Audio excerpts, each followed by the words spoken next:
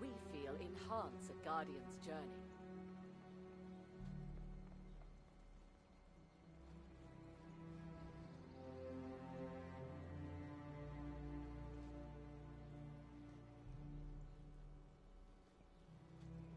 Bad rattle. Very bad.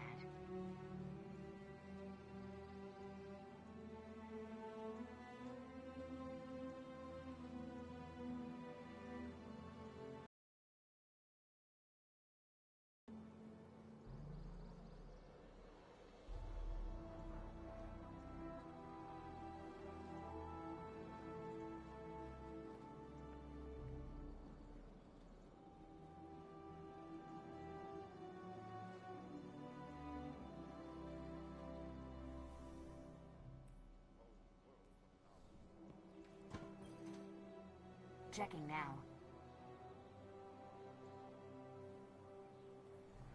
All done, all done.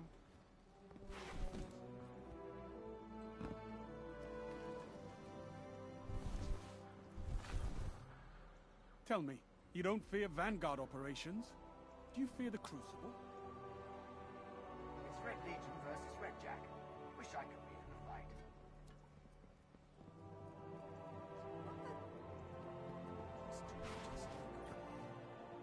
Let's begin.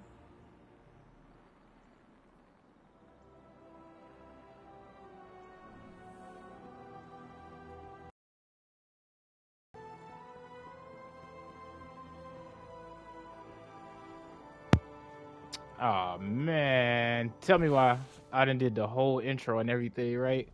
Been on mute the whole time. All right, let me start over.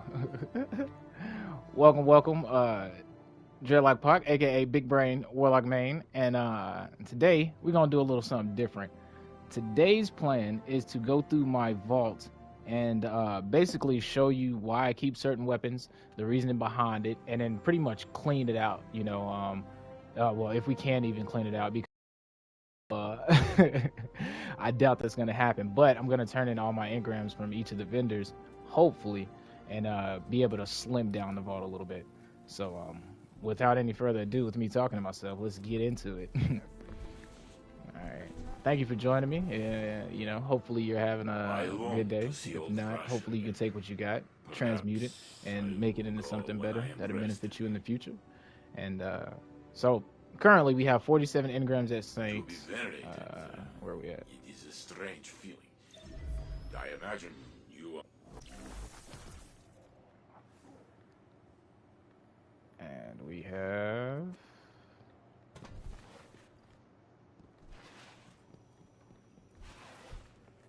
Oh, look, it's Uncle Kool-Aid. Gambit's always looking for guardians. You in? We have 38 at good old Drift to Drift. Gambit's waiting.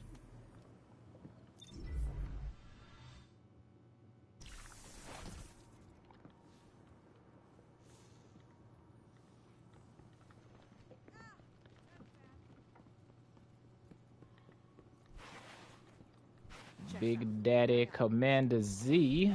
We're sitting on Guardian. Sitting on 69. Nice.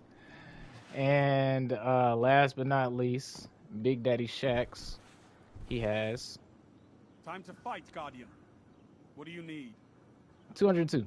So the goal of the day is today's video is really just to go through my vault, explain why I hoard what I hoard, right? Because there's no way around it. I am a hoarder and I'm proud of it, because certain weapons and certain roles do benefit in the future. You know, sometimes they just sit there forever and you don't see them for seasons. Sometimes they pop up a lot. So but really just give you a look inside my thought process and why I keep certain roles, and how I think they can benefit in certain areas of the game, certain builds, albeit niche, or you know, in there. And there's two main reasons that motivated today's stream. Instead of just going around playing PvP or whatnot, we're still gonna go take a look at Xur when he pulls up, and probably check out the trials map. But if I can, I'm gonna make it a 2-for-1 video, which is I'll go through the vault first, and then I'll turn in the engram second, and then hopefully slim it down for since the vendors can drop perks in slot 2 and slot 3 with multiple options. So hopefully that's the goal, right?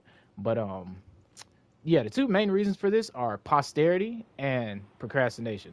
The posterity role is just to take a look at what we got now and you know, nostalgic, look back at it and look where we came from, look at what we currently have, maybe a year from now or this time next year, a few years. And the second part, procrastination, is because if I don't do it now, I'm gonna wait till the last minute, and yeah, I already have too many Engrams to turn in. So with that being said, I guess we'll go ahead and yeah, I guess we'll go ahead and kick it off. So let's just skim through the vault, and like I said, I'll explain why I keep what I keep, and yeah, just give you a little look inside the vault, the treasure chest as it is. All right, so the first one is the trophy, basically, right? Like the Redrix Claymore. This is the OG original Redrix Claymore, the actual one that I collected from Shaxx when we hit that rank. So obviously, you know, this one serves immense nostalgic purposes, and like a lot of the friends that I've achieved this with, I play with them to this day. So yeah, this is why this one's not going anywhere. This is like the trophy, and I'm glad it's in the first slot too, because like it always reminds me of those trials and tribulations during Season of the Warmind and stuff. Got a chattering bone here, nothing too special. I don't run Last Wish a lot. I do like to raid, but with Last Wish, I think I ran it like, it's been under 10 times. I think it's around 5, but I got, what was it, 1K on the second go, and I just haven't been in there.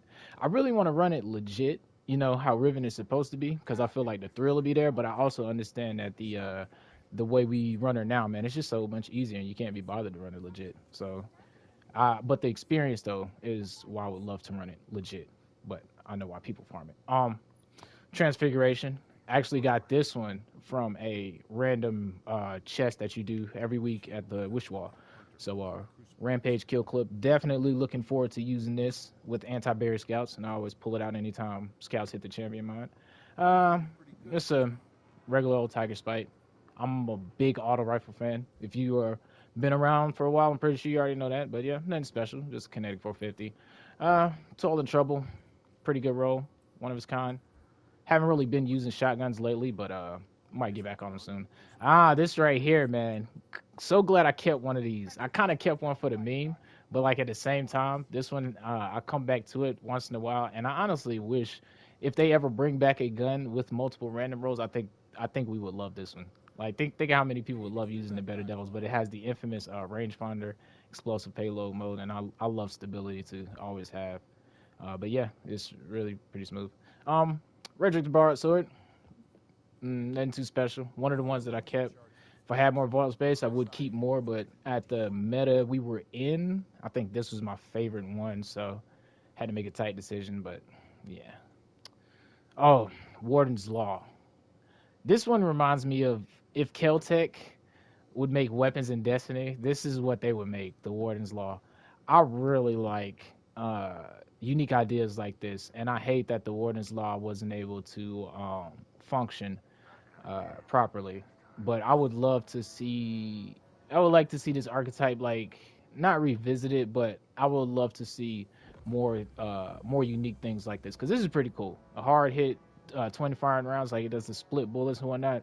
I mean with it from time to time, but yeah, I like ideas and unique stuff like that. I found it neat. Same one. This one's just a stability variant, max stability, and since it's sunset, you can't get it no more. You know, since it's probably never ever coming back, justifies in my mind why I'm holding on to it.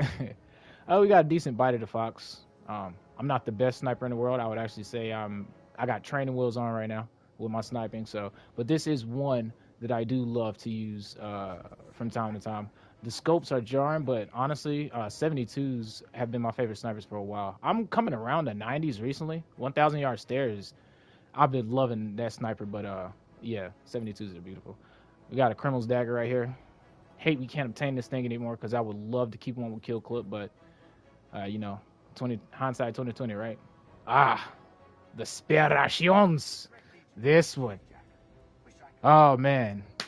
Back when it was Gambit Prime, I had so many of these to drop, because back then you had the role of the role split, right? And so I loved being the collector. I loved collecting the motes and dunking them in, sending the big blocker. Even though he was like easy to melt, I always loved sending it in, drain the motes. But if any Bungie devs are listening, man, Gambit Prime, if you do Gambit again, give us Gambit mods. That way we can just slot in an armor, and then we can still like play the roles. Because I really enjoyed Gambit when we had specific roles. Like the Sentry as a Titan was fun.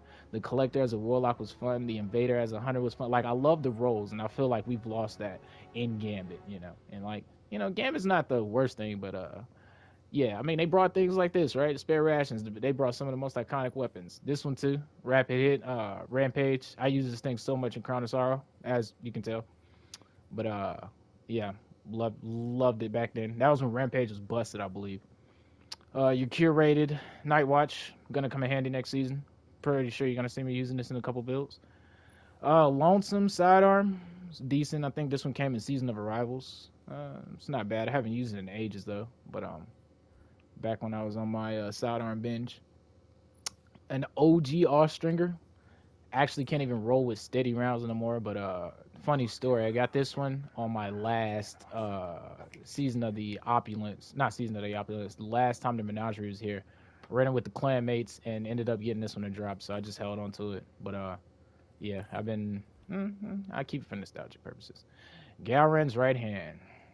Hands down, my favorite auto rifle. Favorite. Back then, this was like really unique overflow and demo, and especially with the I forgot what I used to run with it, man.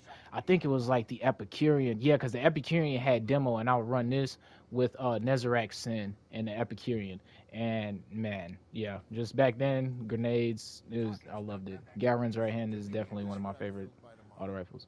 Sacred Providence, pretty decent, and pretty decent. Loud Lullaby. I love me some 120 hand cannons, and when they got revamped, this is one of the ones I was luckily able to get to drop for me. So it puts in work. I like using it from time to time. Kill clip still slaps. Recently got this one, and it was too good for me to get rid of with the surplus, the steady rounds, the stability, and the option of accurized rounds with Eye of the Storm. So I decided to hold on to it. All right. And then we got a Braytech Werewolf, event weapon.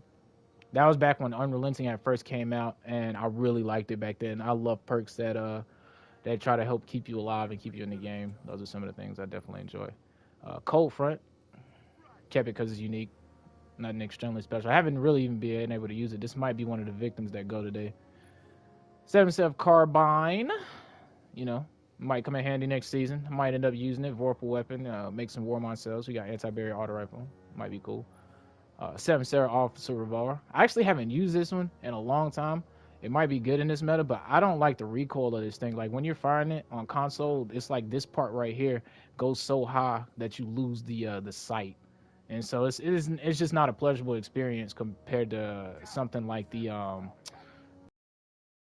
Revolver. Yes, Service Revolver had a really good recoil, which I unfortunately don't have anymore. We have an ISO, which I'm pretty much going to be breaking out. This is the one I used in the OG days when anti-champion mods were a thing for snipers, and I'm pretty sure I'm going to bust it right back out as well. These are my Astral Horizons, pretty solid shotgun. I love using this one with my Captain Titan Falcon build because it has auto-loading and Swashbuckler with the Assault Mag. And handling. It's just all around a really good one on my Captain Titan Falcon build. I'm pretty sure you'll see it. This one too as well. Dual loader trench barrel. Probably gonna slap these things back out again. You're gonna see my Captain Titan Falcon build. I promise you. Next season. And pretty good Astral Horizon. This would be my PvP one I've used. I haven't used it in ages, but you can't delete something like this, right? Of course not. And this one right here is for like funky build testing. Slide shot, 1-2 punch is just like over the moon. I'm really interested to try this one with the Titan 1-punch melee. If the timer from 1-2 punch and the melee wind up isn't too long, interested to try that out. We have my Dire Promise, one of my babies. This one right here, I give Dire Promise a lot of crap, right? But I be memeing on it. Honestly, my respect for this gun has grown immensely after using this role so much. Snapshot rangefinder this thing with Rico and stability and steady hand. Chef's kiss. And you can see I meme on it because the butterbark shader, right? Like the wood grain goes straight in with the butterbark. So like anytime I see something like that, I love to meme it. And I seen it's just too good to do. Like a full wooden cannon shooting shots, right? So you'll probably see me using this from time to time, but I love this one right here. The reason I call these hand cannons can openers, right? Because the reload animation, it's like he's plopping open the can, right? The mag is like a big old can. And then we got this one. Opening shot, rangefinder, high cal, steady rounds, handling masterwork, overflow swashbuckler, pretty good for melee builds, you know, nothing too special, but. And then you got this one, which I had to keep because what subclass am I on right now? I'm on solar, so let me switch to void just to demonstrate. So I kept this one because boom, you know what I'm saying? Like I cannot delete something like this. As a hoarder and a tester, I can't do it. I just can't. I can't. So, yeah, 97 stability. It's overkill, but I mean, still, you know, when things change, I love to revisit them. You got my Enigma's draw. This one's really good, but the what is it? The aim assist feels a little wonky, but it's still pretty good. I haven't used it this season, but feels good. We get into the babies. True Prophecy, steady hand. I wish these were different, but I love using this one from time to time. This one has been my favorite one. Anytime hand cannons come into the seasonal artifact, I use this one. I'm probably gonna retire this one though from the something new, but yeah, it's been my one to use up until then. We have this one, the Overflow Explosive Round. Basically the same one, just different stat packages from those two. And then we have the Overflow Rampage one, you know. And since you can't get them no more, I kind of want to hold on to these until we have a one that we can farm replacement. We still don't have like a 120 we can farm easily, other than the Loud Lullaby, and I don't consider that easy, or time consuming wise, it's not easy. We have the Escape Velocity, pretty decent, nothing amazing, but artifact mod, same thing. Overflow and Vorpal works really well when you have to use something, a special weapon or heavy. Biting Winds for my bow lovers out there. Nothing too special as well. Another one. This one got Swashbuckler on it, the draw time.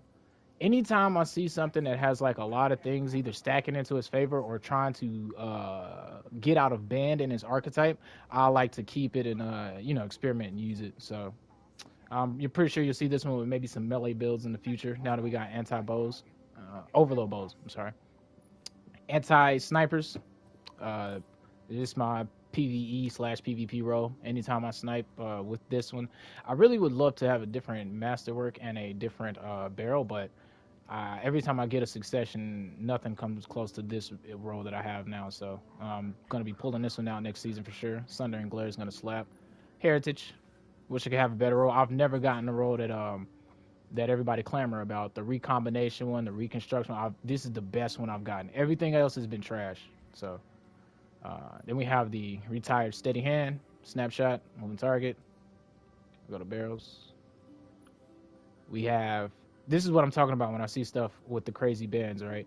So I didn't get steady hands here, right? Fast draw is the best thing here, but I did get ricochet rounds, stability, Zen moment, and iron grip. So the stability on this thing is top notch. So when I see things like this, I definitely try to hold on to them for future uses. We just have a swashbuckler version. Nothing special about this one. It's a swashbuckler 120. And then this one is actually pretty fun to use, man, from time to time. Killing Wind and Iron Gaze, it does tank the range, but not by the amount to where it's not usable. And depending on the map, you're going to be in a distance where you're still going to be hitting maximum damage too. So the aim assist on this thing is pretty good. And with Killing Wind, you move like a bullet. ISO Adept, only one I've gotten that was worth keeping. With Celerity is better, but I've been trying to try it with Open Shot, but I just can't. I don't know what it is with ISO. I just can't snipe good with it. I don't know what it is. Hopefully we get a better one today that I want to keep. Hailing Confusion, nothing special. Just pulse rifle, demolitionist, main reason I kept it. Killing Wind, Wellspring on this, pretty okay sidearm for when they're in the meta, but this one might be a victim of getting deleted too. We have our False Promises, like I said, auto rifle fan, I love these perks. I can't wait for this one to get that stability bump to revisit this and see how it feels, because it does feel like it's an easy use problem with these 360s in this current meta. And as much as I love auto rifles, I wouldn't want another auto rifle meta, but I would want them to be a little bit more viable than they are now. This one, Overflow Swash is in moment. Yeah, pretty okay. This one, Overflow Rampage, same thing. I love this Whispering Slab right here and the dual utility of it. The draw top, pretty amazing for PvE content. Then we have some of my favorite pulse rifles. The Cold Denial, Zen Moment, Eye of the Storm. When it's a close enough range map to where the zoom doesn't matter, this thing slaps, man. This thing really feels good. Eye of the Storm really shows its colors on Cold Denial. We have this version of it, Killing Wind Unrelenting. I might give it a shot next season. Multi-kill clip as well. This one as well, Zen Moment, multi-kill clip, Unrelenting. This one I kept pretty much because of the stat package with the handling, but this one might become a victim. Then we have the Forward Path, Dynamic Sway, Iron Grip. Pretty good overall. Feed and Frenzy multi-kill clip, one of my favorite. I'm probably going to pull this one back out since we got auto rifle anti-barriers. This one right here is one that I use a lot as well. 4 times the charm, tap the trigger. It works perfectly for anti-barrier when you can just beam at the crit, just da-da-da-da-da-da-da, you know what I'm saying? Just hit it on constant repeat. This one's pretty good in PvP, even though kill counter says 0, but it's pretty decent. I've used it. The Dynamic Sway, Eye of the Storm is just a laser once you start hitting the crit. And this one was the one I was chasing all along, but honestly, I haven't used it since I got it. The Dynamic Sway, tap the trigger with the stability masterwork and the tactical mag for a little bit more stability. I would have preferred steady rounds, but you know, we get what we get. RNG. We got the Extraordinary Rendition. Pretty awesome for whenever they're in effect. And then we have the Messenger. See, this is another reason you can't delete it because it's too synergistic.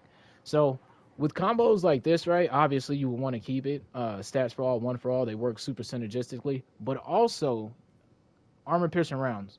Because what happens is sometimes you have ads lining up and you're just able to proc it. So basically with armor piercing rounds, you're able to proc steady stats for all and 1 for all when ads end up lining up. And since it's a triple burst pulse, you know, you can like swing your aim when you're shooting, and sometimes you can hit multiple targets in one single burst.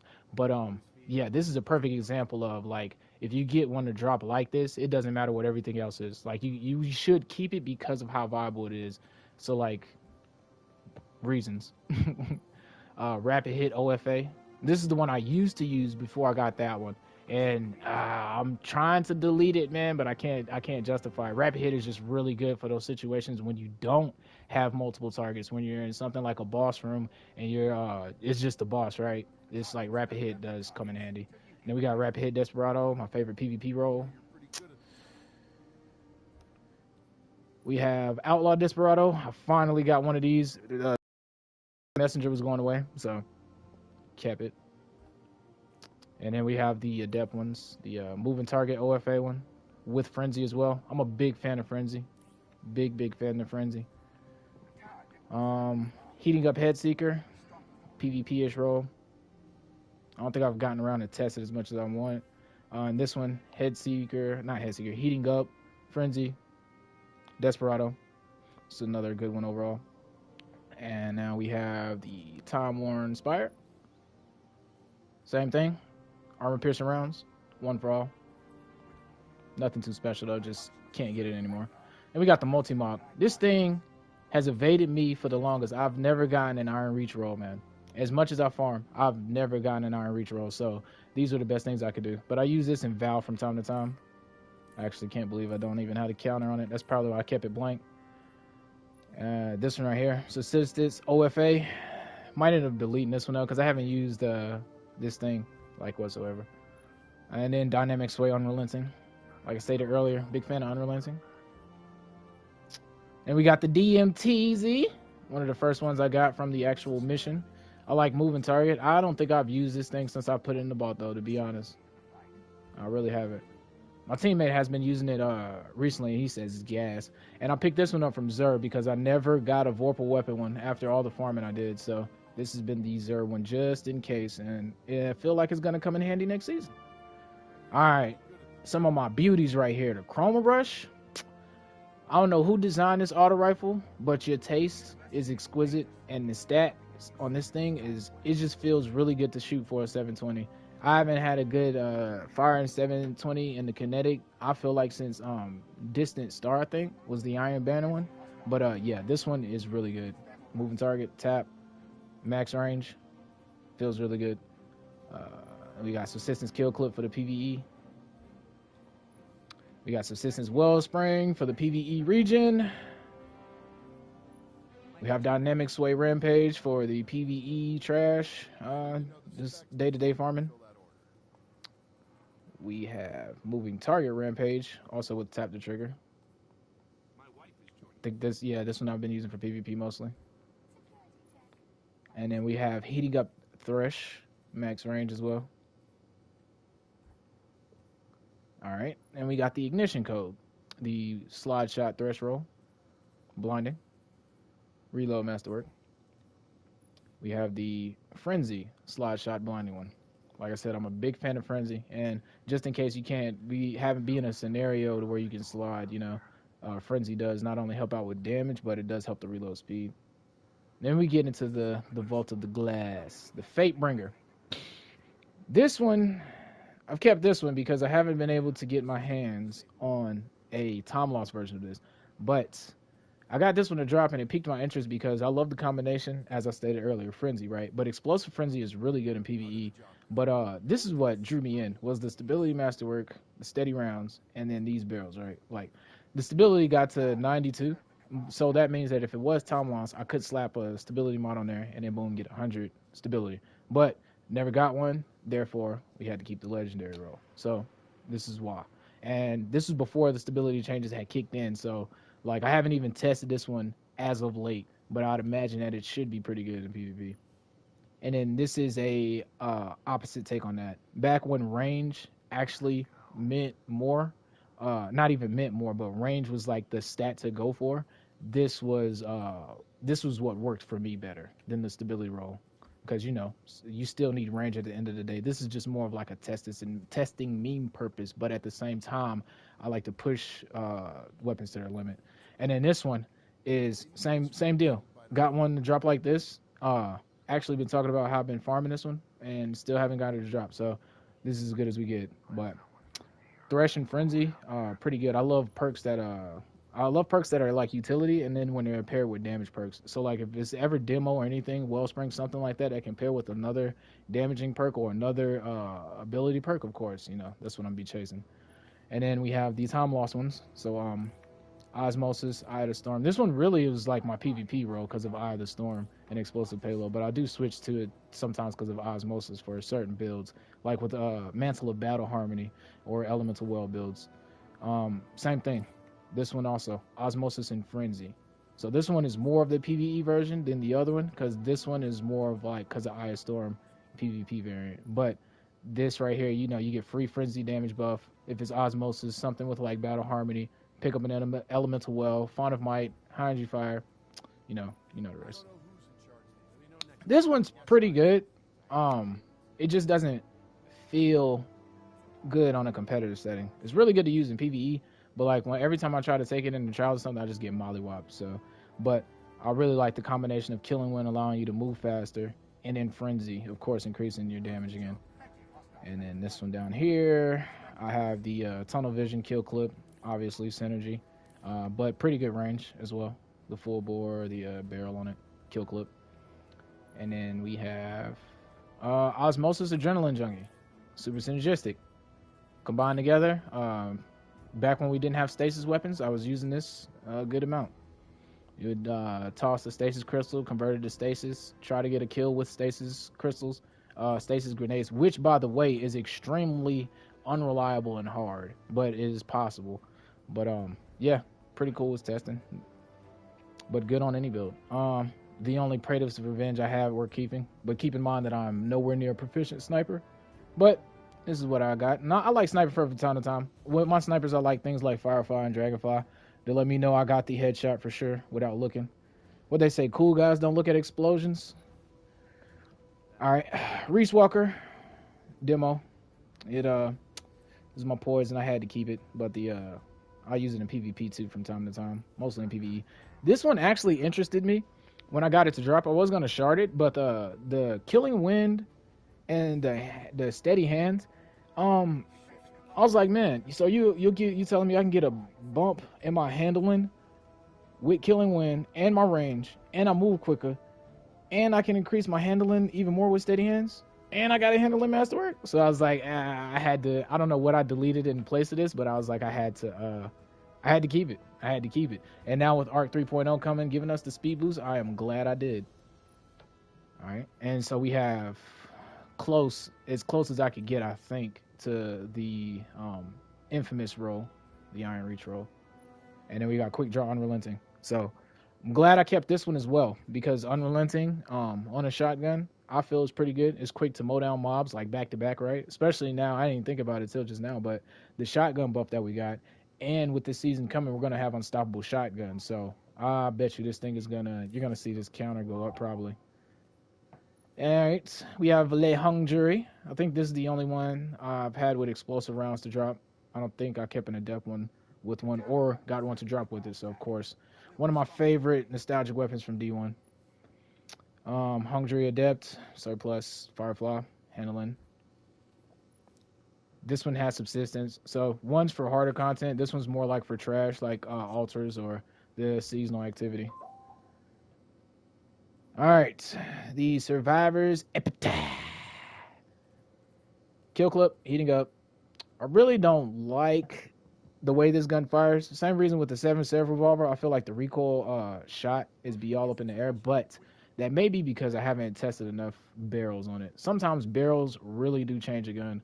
And ask anybody you know, you can use anything, right? But at the end of the day, if it feels like it's clunky, it's going to be harder to use to that person. But if it feels like it's just an extension of your hand, if it's part of you, then even if you're not as successful, you just feel more successful with it. And so, yeah. This one is close as I get to the OG not the 7 Seraph revolver, the Seraph revolver, service revolver. So kept this one. It was okay. Same thing though. I didn't really like it. And then Frenzy, back when Impound Rift was stronger, I used to use this with Frenzy, but yeah, this one actually might get deleted for something new. Actually, let me delete this one now. Vulpecula, the only one I kept because of Stasis, Faunamite, Encore, Explosive Payload. Explosive Payload, the main reason I kept it. You have a Fracted Fist. My shotgun RNG be freaking on gas, but I suck with shotguns as much as I suck with snipers. I actually probably suck with shotguns more than I do with snipers. I think it's because my camera speed is, my sensitivity isn't tuned properly to shotgun, but that's another story. But yeah, rifle, full choke, accurate range, slide, opening. So, too bad I'm not pretty good with it, but this is the PvE version. Use this with Behemoth Titan, Stasis, Faunamite. You'll Shrek, bro. Trench barrel. All right, and then we have, I've been loving these lately, the Peace Bond. I chased in this roll ever since I figured out it could drop. Iron Reach, Rangefinder, but I never got like the full package. Same thing here. This one was close, right? I was off by one, but I wanted the full package. I'm telling you, I be trying to push weapons to their limit. And this one, Swashbuckler, Subsistence. I got a lot of kills with this back when that mod, I think it was Thermoclastic Bloom, because I would use it with the Hunter on Stasis Shurikens, and I would just toss Shurikens, and it would just non-stop be proccing. Subsistence Demo, like I said, I'm a sucker for Demolitionist, pretty good for trash. Got Rangefinder Swash. This one is the PvP version of it. Probably one of the first ones I've gotten to drop. Servant Leader, really good scout rifle. Glad I kept one of these. Gonna be using it next season for sure. Frenzy is pretty good, and on this archetype, you don't need to put on full auto, so that frees you up for a mod, for damage or whatever. So yeah, I really like this thing. It's like Randy's throwing knife's daddy, And then this is the kill clip version for whenever I took it into PvP, which hopefully today Drifter will give us one with better perks. So, the Judgment Osmosis demo, pretty good synergistically. I farmed the life out of Prophecy Dungeon, man, and it took me forever to finally get a few rolls. And even then, I wasn't fully satisfied with what I had. This was one of my favorite ones to use, demo time payload, but the stats, unfortunately, on the Judgment, it just doesn't feel as good as other hand cannons when you're using it, man. But one of my favorite combos was Demolitionist and Explosive Payload for my people who remember the old-fashioned. However, it got sunset, and it's no longer obtainable. But this is as close as I was able to get to that feeling, is this Judgment. I think it'd be better if I had better mags, but I don't know, man. You can pay me to go back and do farming that boss. It's not that it's even tedious either. It's just like the time you spend in it farming, right? You just don't want to go. You don't look forward to going back. This one's pretty good. I like using this one a lot. Demo multi-kill clip and a variety of content. Like, I love this hand cannon, right? But the stats on it compared to other hand cannons just make it, in a competitive setting, not worthwhile using. And then Demo Adagio. I think this was the first one I've gotten, and the stats were pretty good for me, so I think that's why I held on to this one. All right, we get into my auto rifles. Same dungeon. Killing Wind, Rangefinder. Seen the synergy there with the range masterwork and wanted to keep it. High Cal. Demolitionist 1 for all. I ain't even got to explain why I kept this one, right? I ain't even got to say nothing, do I? At all? Alright, moving on. Demo Adrenaline Junkie. Demo Adrenaline Junkie. Snap. Okay, we got Subsistence 1 for all. Pretty good for low tier PvE trash shredding, you know. I really like this one, just haven't used it a lot recently, but I'm pretty sure this one may come back around when anti-berries come through. Especially these, like all of these, Demo 1 for all, Subsistence 1 for all, Adrenaline Junkie 1 for all. You can guarantee you'll probably see a variety of those being played in next season's content. We got Subsistence Frenzy for those encounters to where you can't proc a damage buff, but it's hard enough content to where you want a damage buff, right? And so picture the the Insight Terminus, right? And you're stuck at the bottom, but you're in constant combats. Everything's constantly hitting you. Frenzy's gonna be proc. And so this is the reason I kept that one. Killing Wind Osmosis. I was chasing the Demo Osmosis role, I believe, and I don't think I ever got it. No, I never got the Demo Osmosis role, but this was as close as I could get. It's still pretty good, but you know, it ain't got nothing on Demo Osmosis. And then Demo Adagio. So they recently changed Adagio. I don't believe I've used it since they have, so I don't know. It's just some things I haven't gotten around to testing and using, and you know, keep things just in case they become broken or busted. Surplus Thresh. One of the only kinetic pulse rifles with Thresh, so I'm a big fan of Thresh. Like I said, any ability regen, I'm a big fan of. We got the Scathe Lock with the synergy of Tunnel Vision multi-kill clip. Another auto rifle for the anti-champion meta. Subsistence multi-kill clip for the low-tier trash. And then we have Heating Up Rampage, which is pretty good for, I've used it in PvP a little bit. Feels decent. Zoom is kind of jarring, but depends on what map you use it on. This kind of goes with anything though. And then we get into the IS Lunas. Perpetual Motion, Moving Target. I wish the barrel was better, but I'm happy with what I got. Appended Mag is good.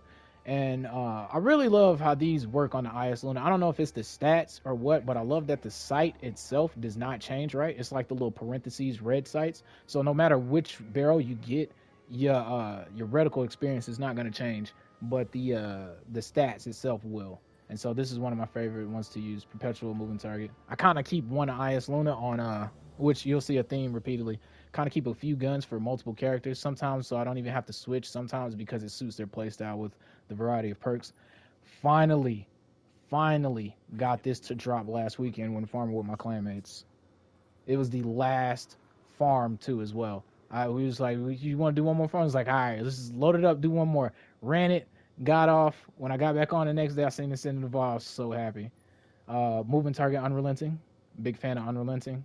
More on PvE end than PvP, but big fan of it. I think that one also dropped over the weekend. Snapshot, Perpetual Motion, one of the old ones I got to drop back when the dungeon first came out. Pretty decent, nothing too amazing. Rapid Hit Demo, one of my favorite ones and the ones I've been using for the longest time. with stasis, the Osmiomancy gloves. I love using this one right here. Rapid hit kill clip, pretty good on a Behemoth Titan when you have Font of Might rolling.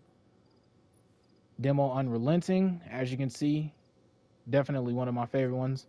I don't even need to explain why Unrelenting and Demo work so well together. The fact that the only thing that messed me up here, and they didn't honestly mess me up, is for the mags, which I'm cool with as well, because for those instances where my mag do get low or empty, I can reload faster. But with the Demo, 9 times out of 10, I'm just chucking another grenade. So for those instances where you got like 3 bullets left and you finish off an ad and you quickly need to kill the other one, you just chuck a grenade, finish them off, boom, Unrelenting proc. So really, really good. Really love the perk of Unrelenting. And then Ias Luna, I kept Harmony because of the synergy with other Harmony weapons in the off slot. So hopefully in the future I'll find a pretty enjoyable combo I like running with Harmony. Pardon Our Dust, pretty great for utility. Blinding, auto, demo, same reason. For those Controverse hold builds, or those Ahmkar spawns. Blinding Wellspring, auto. I'm super glad they're I didn't even know that was a thing with Wellspring. Like, it wasn't giving you the regen abilities with the timer. Like, I guess if you paid attention you could notice it, but it was like, I just thought it was, I didn't think nothing of it. So now that when you kill multiple targets you actually see the ability goes up, that makes Wellspring like a really coveted perk. And then Blinding Danger Zone. I've heard that blinding really doesn't blinding and danger zone aren't really synergistic. I gotta do a little bit more research on that, but apparently the danger zone, the blast radius doesn't increase, but I don't know. Yeah, I feel like it does, but it may just be placebo for me. Subsistence Harmony. Have a really fun combination. I'm gonna bring up this Wastelander later, and you've probably seen it in a couple of my builds, but remember this: Subsistence and Harmony on the Wastelander. Whoever put Subsistence on a shotgun at Bungie, thank you. Alright, Perpetual Motion, opening shot. I know my clanmate is yelling at me right now because he's been chasing this role, but hopefully, if you're listening, hopefully RNG plays in your favor when they revamp the perks, and hopefully the reason that you didn't get one is because that the role that you do get dropped is better than the one that you wanted before. So I'm sending that energy your way, man. Hopefully you get that Wastelander next season. Osteostrigger, nothing special. Empirical Evidence, craftable. Thresh, enhanced. Gonna leveling this thing up. Glad I did. Gonna be using it next season. I think I'm either gonna stick with explosive or go with enhanced Thresh.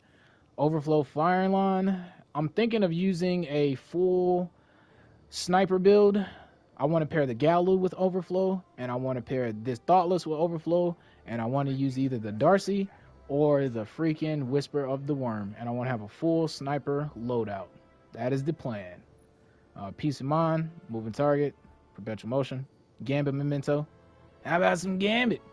All right, then we got the Herod C, Demo, Unrelenting. So glad I got a good utility combination right there. Wish this was Subsistence or something, but hey, I'll take what I can get. Can't wait for the stability buff on these two as well. Perpetual Motion, Frenzy, pretty good for like lazy content. And also keep in mind that the Herod C is stasis. So for the Behemoth, Font of Might, High Energy Fire combos, I know I talk about it a lot, but it's really like, I can't understate how powerful that combo is. Auto loading, multi-kill clip. Wish it wasn't auto loading, but it actually comes in handy a lot when I'm doing the raid. Like when you're doing Caretaker, just fire, hit the crit, right? Swap to my offhand weapon, shoot some of the wasp that's flying in the air, and then I hear it reload, swap back by the time you can stun the Caretaker again. 4th times Vorpal. This is the one I actually use on Rolk, ironically, to hit the crits and bust the crits just in case other people don't have an angle on Rolk's crits. So really good auto rifle. Same thing on the Titan. Behemoth, Font of Might, free damage, man. Just free damage. Headstone, hopefully I get a better roll to replace this, but I kept it because of armor piercing and headstone. So hopefully, like, while I'm shooting at one ad, I end up hitting 2 or maybe killing 1 behind it that I can proc headstone. Perpetual Motion, moving target. Sounds good on paper for PvP, but like I said, the ease of use of these guns really just don't hold up. So here's to hoping that that stability buff makes these things even better. And then same thought process I said before. To me, this is like an S tier role because of armor piercing, subsistence, and OFA. Being able to proc OFA with armor piercing rounds, It's pretty good. All right, into the Fortissimos. Surplus opening shot, accurate rounds, handling masterwork. Main reason I kept that one, I believe. Fortissimo. So with unstoppable shotgun, very glad I kept this one. 4th time's a charm. Vorpal weapon. Should make quick work of any unstoppable champions this season in hardcore content. This thing. I hate I didn't get around to making a video. But like I said, procrastination is why I'm doing this video today. There are an assortment of weapons ever since the Agma came out that can roll with this coveted combo. And with Wellspring getting a buff, it's going to make this thing even better. But obviously with all these perks, that's going to make these weapons greater. I'm trying not to lose tangents, but let's get to the main reason. I've been chasing this thing since it came out. I finally got it this season. Demolitionist and Wellspring. You can have a build to where you have, and it should actually be effective next season now that I'm talking about it. The Typhon can roll with this, which is a heavy grenade launcher. The Agma can roll with this, and so can the Something New that was at the seasonal event. But basically, with this and any ability build, you should have almost 0 downtime on at least your grenade. So this is an example of pristine build crafting when you make perks. Definitely salute and encourage more of this behavior for the Bungie devs. I love stuff like this.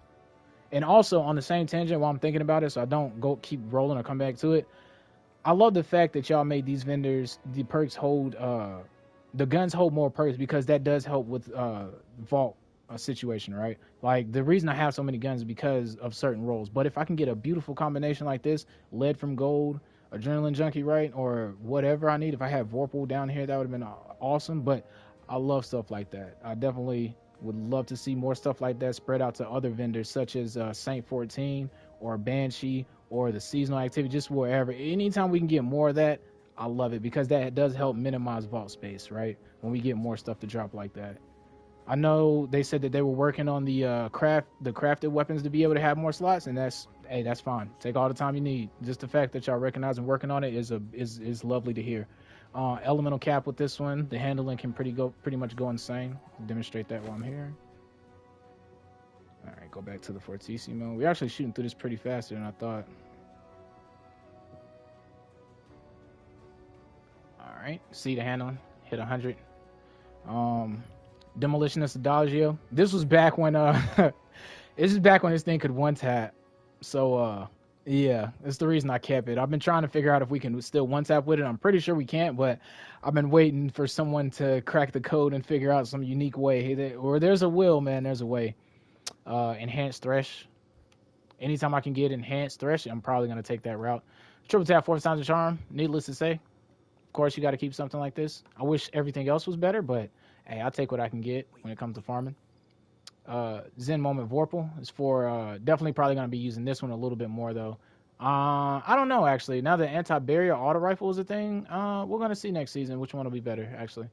You got the Silicone Aroma. This is for my PvP sniping, quote unquote training, but these barrels I feel don't suit me. I think the barrel statement I made earlier with the barrel making you feel the gun, that comes that is more evident now with snipers. I think that's yeah. That's more on the sniper aim. All right, Ragnarok, nothing special. It's craftable. Got a Perseus D, rapid hit explosive payload.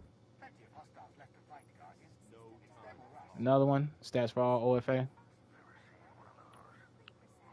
Perpetual motion headstone. We have a subsistence headstone on the crate. Armor piercing rounds, nothing too special.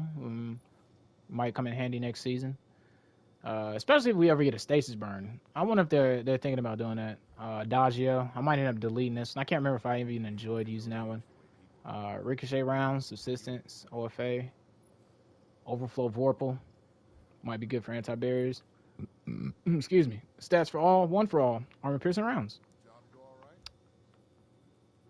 All right, Tears of Contrition. I had to craft this way. There was no other option for me. When I seen this perk combination, I just had to do it. There's no other way. It just no. Nope. Burden of Guilt. It's the best one I've got. Yeah, it's pretty much it. Best one I've got. Auto loading, chill clip, blinding. Thing is, funny thing, honestly think you need a reload masterwork here because I feel like with chill clip it reloads so slow that you don't have enough stacks of chill on them to freeze them. You either kill them before with the second shot or they won't be frozen because they're pretty much unthawed. Perpetual motion and Desperado, well-rounded headstone. Kept it because it's headstone. Pretty awesome. Been making work with it this season too, as you can see. Adaptive munitions, perpetual motion, pretty awesome. Yeah, works wonders. Pretty sure it's gonna see some more play. Even though anti-barrier pulse rifles are unstoppables, I'm pretty sure I can still take it into activities where there's shields that annoy me and just shred it down. The DFAs we've gotten, try to zoom through these. Perpetual motion, time payload. I haven't even really tested multiple of these. Back when Wellspring, not back when Wellspring, but I seen a kinetic weapon, hand cannon, 140 Wellspring, wanted to keep one. Rampage. I think, yeah, I kept this one because of the stat package, the range, the full bore. Steady hands, opening shot. Feels pretty good. Feels okay. Yeah, it feels okay. I still would take other things over this though. Time payload feels good with it. Opening shot, fragile focus. Combination I wanted to use, especially since it came with a range masterwork and a range barrel. Of course, would have wanted something here, but hey, we take what we get. Triple tap time payload. I actually think they clash, or it's my bad aiming that it can't hit the 3 crits, but yeah. Just crafted this all-stringer. Finally got to level 16. I'm going to try the hype.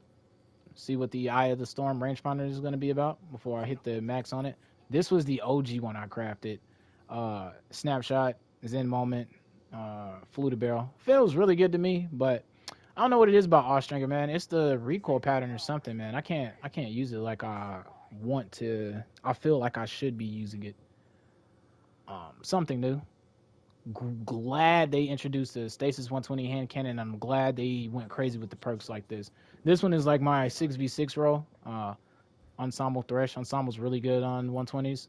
Wellspring Thresh, really good. And keep in mind that this works on any class, but something new is really good on Stasis builds because the aforementioned high energy fire, Fawn of Might build. Like, it's just... like I said, this thing is really good. And with Wellspring, you're getting ability energies. With Thresh, you're getting super energy. I mean, go crazy on Stasis. Demo Wellspring, of course. With all the ability praise I've been saying, you were bound to find one of these in here.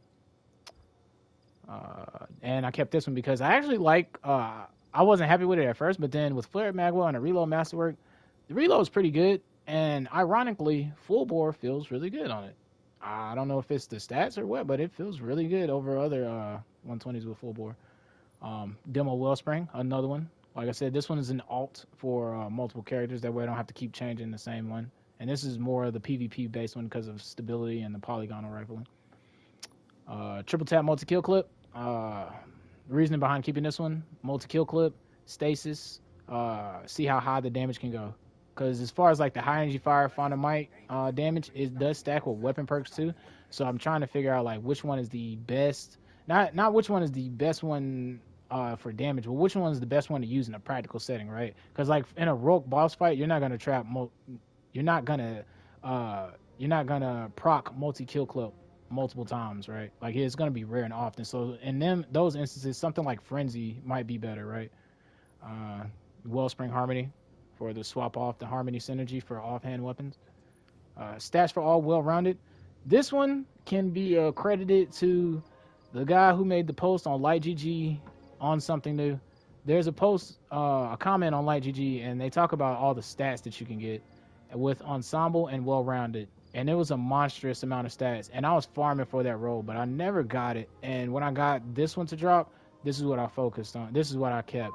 So with stats for all, you're going to get handling, stability, range. And then when you throw in ability, you're going to get stability, handling, and range. So I really wanted that role he was talking about with Ensemble because you didn't have to do anything except for be behind the ally. But with this one, yeah, the stat packages get pretty nuts. Like I said, this is one of those niche I would never use practically, but it's very fun to just tinker around with in low-tier content.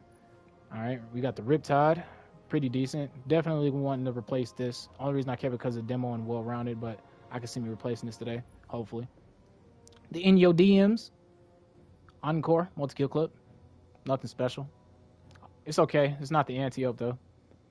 Well-rounded, rangefinder, accurate, range, full bore. 84. Full bore, 84. Rangefinder headstone. Let me let you in on something. It's stasis. It is a bow. It makes headstone. Next season, we're going to have overload bow rounds.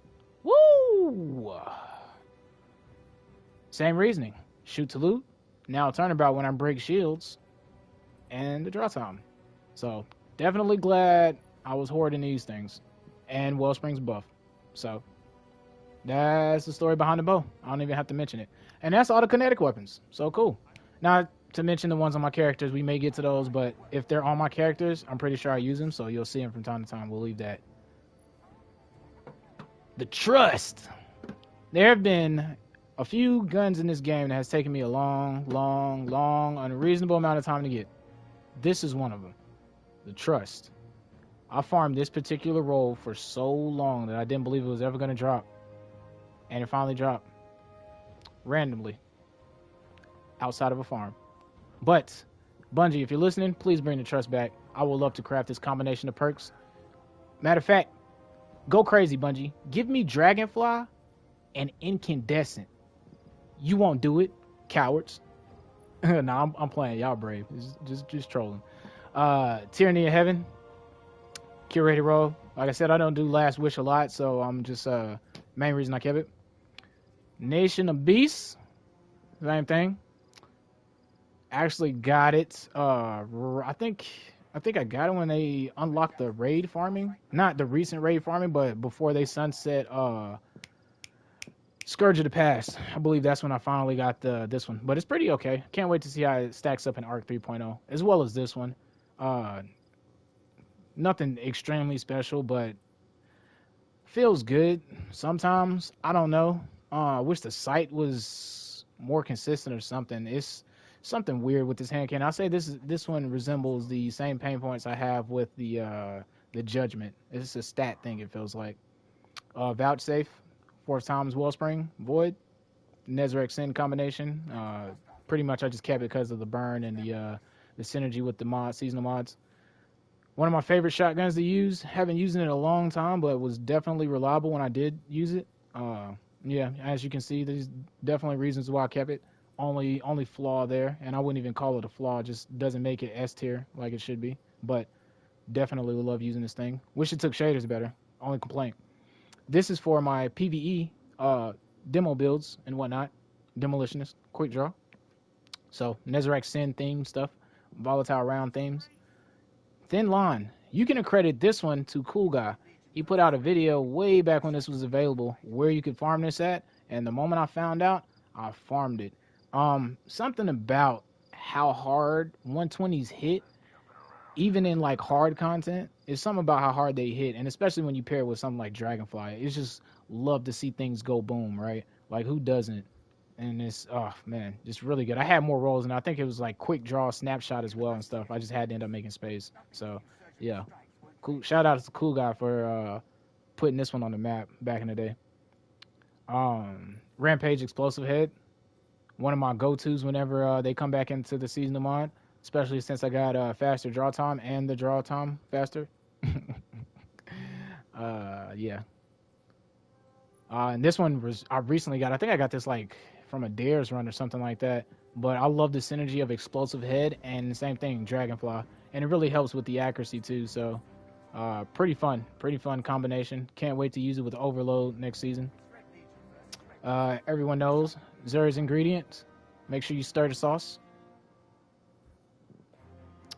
We got a Last Dance, Lance Vance Last Dance, full auto, Zenmo. Pretty okay specs over there. All right, who remembers this beauty right here? Yeah.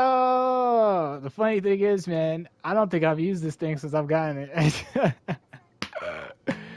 Oh, the only reason I didn't masterwork this thing is because it was not range, and I could not bring myself to tarnish it because of that. But I may end up pulling this out sometime soon. My theory, though, is that now that Bungie are literally going through and bringing back all the Nightfall weapons, it shouldn't be too long before this one comes back around, huh?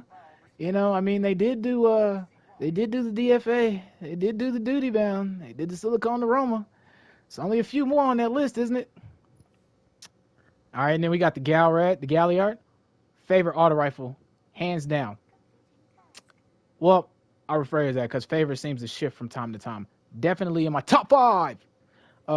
Something about the way this auto rifle feels and moves, man. Auto loading is just what I got, so I had to stick with it. Ended up coming to love it a lot. And then moving target, biggest fan of moving target. That aim assist, that straight speed, whew, on an auto rifle. Bungie, please bring back the Galliard and let me farm it. This is another good one too. Ended up getting this one right before the 600 auto rifle meta, and I used it during. This is one of my favorite ones to use. Funny story. The curated Kindled Orchid and the RNG Kindled Orchid. I was farming for it. Farming. Finally, beat the spider tank. Got 2 drops. I seen the Kindled Orchid. I flew to the tower. I went to the postmaster. I looked at the postmaster. This was right there. And then right beside it was this one too. So sometimes when RNG hits, RNG really hits. Sometimes you hit Snake Eyes, sometimes you get a full house. You just can't explain it. And that's a true story. If I find the clip, I will definitely indeed post it. Gnawing Hunger. One of my favorite auto rifles. Big auto rifle fan, just in case you didn't know. Demolitionist. Auto loading. Nezarec Sin. Works pretty well. Got Subsistence multi-kill clip. Pretty good for trash. Same thing. Demolitionist as well if I want to swap. Zen Moment kill clip for the PvP stability rounds. Steady stability masterwork. Got Subsistence, Rampage, and Demo as well. Same thing. Just haven't brought myself to delete it because of different variations of stats between these. But trust me, I had way more than what you see here. We have the Ancient Gospel. Maxed out stability, right? And we have Rangefinder. So really unique role. Really unique role. It performs okay. I use it from time to time. I think my biggest gripe about this weapon though is the sight. I often lose my targeting in it. It feels like it's a Fisher Price toy when you get to like really serious fights. Really good for trash. Rapid hit Dragonfly. Things go boom. And then Outlaw Swashbuckler for my melee centric builds.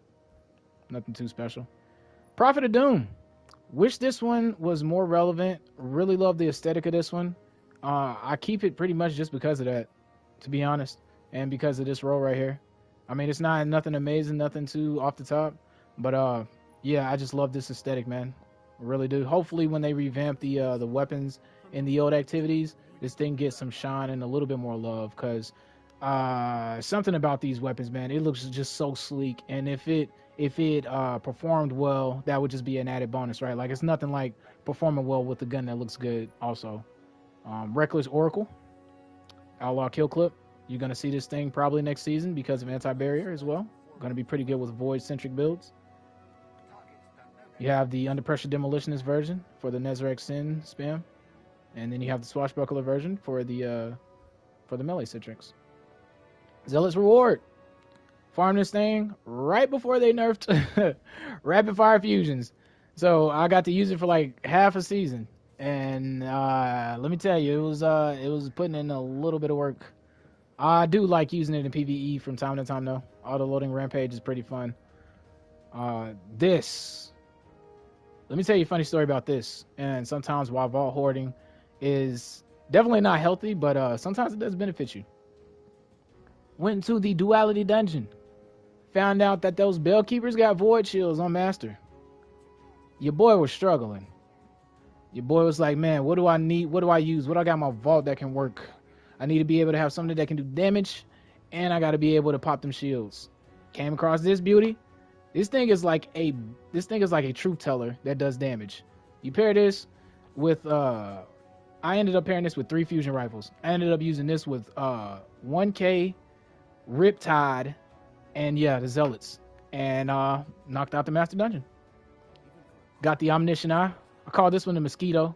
Anytime you hear me saying bless you or you hear bless you, it's me and my clanmate trolling each other.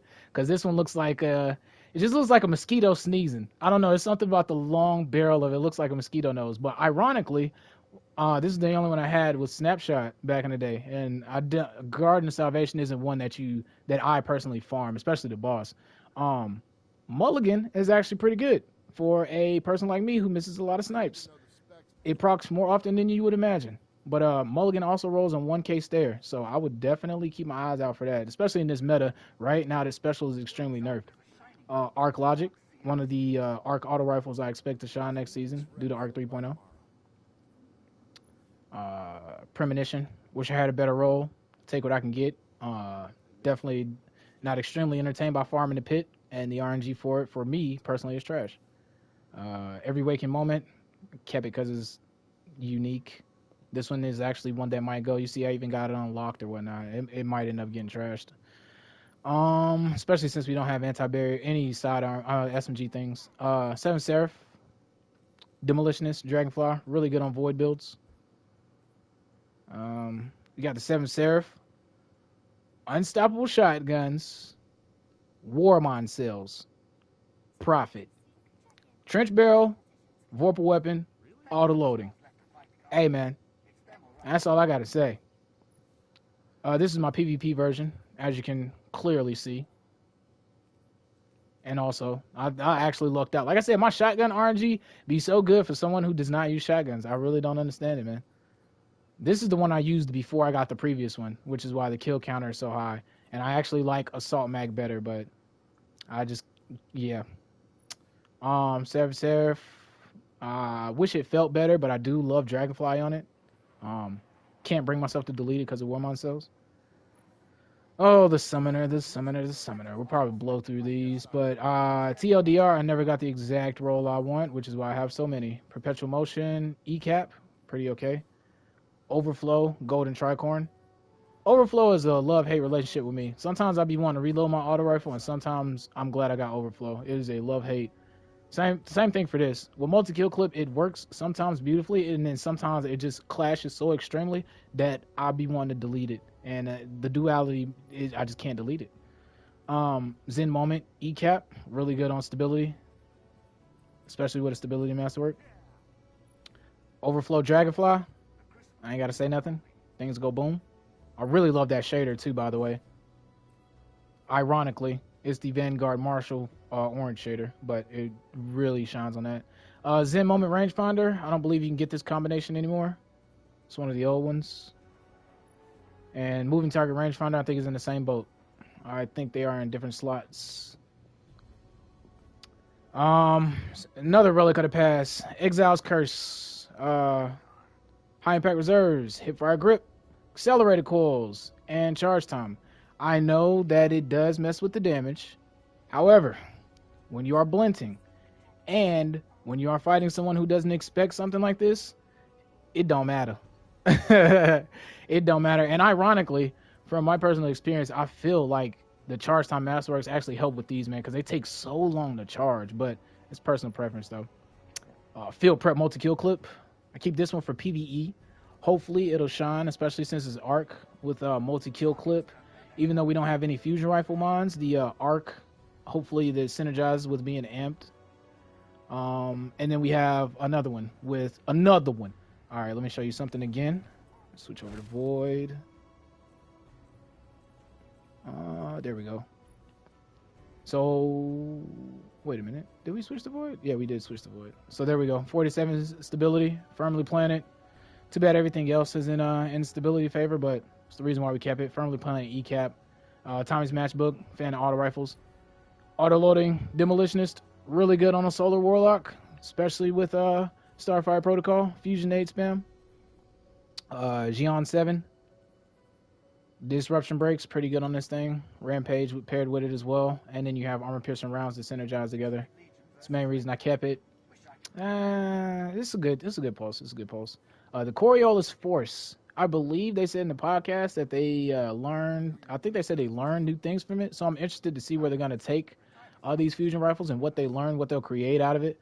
But Yeah, nothing special, just under pressure, rangefinder. I kept it because it's weird. Accelerated coils. I was using it when I was farming bounties. It dropped out of a chest last week actually, and it actually feels pretty good. But I'm keeping this one though, specifically because of Thresh and Nezarec Sin. It synergizes really well, especially with volatile rounds too. You have your Deafening Whisper, Ambitious Assassin is getting a buff. Yeah, pretty love much using this one whenever we have a lot of void shields. For posterity's sake, surplus, opening shot, stability, attack mag, range barrel, or stability. Pretty good. Reconstruction OFA. I'm breaking this bad baby back out during Arc. I love using this thing in PvE. It's pretty much the TLDR on that one. Reconstruction Rampage. Same thing. Different activity. Different vibe. Don't have to worry about hitting 3 targets. You can just keep spamming and keep it moving. Killing Wind. Unrelenting. This one, though, I am planning on using in PvE. What's up, Michael Game? I'm using PvP. Actually, I plan on using this one because of the amp buff, allowing you to move faster, and Killing Wind. I would like to see if I can. I know they said that they maxed out basically as fast as you can go, but come on, man. You know we gonna push that sound barrier. We gonna try to be like Sonic out here. So the plan is to have my Titan like Sonic, going as fast as I can go, get Killing Wind procced, probably running Dune March or something funky like that. And then Unrelenting is just the icing on the cake, trying to add more health. I'm doing pretty good, Michael. Hope you're doing good as well, man. How about yourself? We got the Trusty, Surplus, open the shot. It's really good, and I think this is underrated. I'm actually surprised I don't see this one much in the Crucible, but it's actually really good. This archetype is really still competitive. Stars and Shadow. This is one of the ones I'm hoping to replace. I'm a big fan, though, of slow firing pulse rifles. Surplus Thresh. Been using this thing for a minute in both PvP and PvE, but when it first came out, I was all over this thing. Surplus Headseeker. Kept it for Headseeker. Surplus is an added benefit. Surplus Vorpal. This is mainly for my PvE content for the champions. Hopefully it'll come in handy with Unstoppable next season and solar builds. You have Surplus Eye of Storm. PvP version, haven't been able to get enough time using it. Love Destiny. Oh yeah, it's pretty awesome, man. I must say. I'm going through a vault cleaning now. I'm pretty much doing it for posterity's sake. Just going through what we got now as a look before we get the reveal, and then hopefully at a future season or a date, I would love to come back and reflect and be like, oh man, we had this nostalgic loot and this, that, and the third. So it's been something I've been wanting to get around to, and also hopefully I can turn in the 367 engrams I got at all my vendors too. So I'm going through the vault first. Got a Stars and Shadow, Surplus, moving target, really good. Really like the moving target surplus combination and the option to switch between steady and accurized rounds, and Arrowhead and full bore. This is honestly one of my favorite full package guns, and ironically, as much as I hoard, I do not have a lot of those full package guns. Feed and Frenzy Dragonfly, things go boom. Oh yeah, also, please bring back the Mega Neuro, the Oxygen. I love the Oxygen. Hate it got sunset and wasn't able to shine. Same thing. ECAP Surplus. Insane stats. Got accurized rounds or attack mag, and I got Stability Masterwork. Not at the moment, Michael. Right now I'm trying to crunch up at the final part or whatever, but if you are looking to raid, what I would suggest is going to the Destiny app, typing in specifically what you were looking for, whether it be a quick know how to do one, or whether you were looking to do a chill, fresh run, or if you need teaching. There are a lot of amazing people on the app and in the community, and I'm pretty sure if you was explicit about how you wanted your raid to be, you could do it, man. I got Grave Robber 1-2 Punch on the Xenoclast. Synergy. That's pretty much it. Synergy. Field Prep. Thresh. I love my Thresh. I'm glad I kept it as well because it's Arc and it's Unstoppable. Should shine a little bit next season. Hopefully it works. Hopefully I get an even better roll when turning in engrams today. This was the PvP version that I just haven't gotten around to using. Got it to drop sometime this season, and I just slept it in the vault. Surplus, Unrelenting, Accurized, Salt, Full Choke, Handling. It's pretty good in my eyes. Auto-loading Swash for my doubled up shotgun builds. the Astral Horizon is the mirror to this. So when I want to go full on shotgun savage, I pair 2 auto loading shotguns and I go to town. Just buck shots and bare knuckles. Got slide shot, demolitionist. Pretty good for the demolitionist spamming. And then these are the cursed adept summoner rolls. I've gotten compulsive reloader on every summoner that I've gotten that was worth keeping. Compulsive reload, golden tricorn. Compulsive reload, rampage, wellspring. Compulsive reloader, wellspring, focus fury. So needless to say, I think my clan has a theory that sometimes you get cursed with a perk and that perk will follow you to the ends of earth until you shake that RNG, and I am really sure that his theory is correct. It feels that way anyway. But the reason I kept these 2 separate from each other is because this one is more focused on range with the stats, with the full bore and the range masterwork, whereas this one is on a different beat. So I haven't made up my mind which one I actually like better, but kept them both until I can decide. Bone Chiller should be good with the shotgun void builds, demolitionist. You have your Arctic Haze auto rifle, triple tap, Thresh. Pretty okay for trash. Pretty okay for hardcore. Looking forward to using it since it's anti-barrier during solar burn. Killing Wind, elemental cap. Stability is at 93. Try to get as high as I could get it. Could not get a roll with steady rounds, and I cannot farm the Arctic Haze no more. Cannot and will not. Mulligan Vorpal. This one I actually think will do pretty good because of Vorpal weapon with anti-barrier, and it has pretty much a good range for 720. And then, of course, we got our traditional Subsistence Dragonfly. You know we had to get this one. The Glacial Chasm. You know, Subsistence. Reservoir Burst.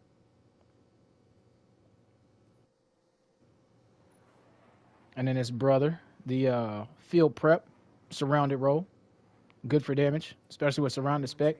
These things actually hit really hard. The only problem is the charge time. But if you're in a situation where, like, that doesn't matter to you and you just want to do really good damage, pair this with some wells, man, and you can do some really good damage.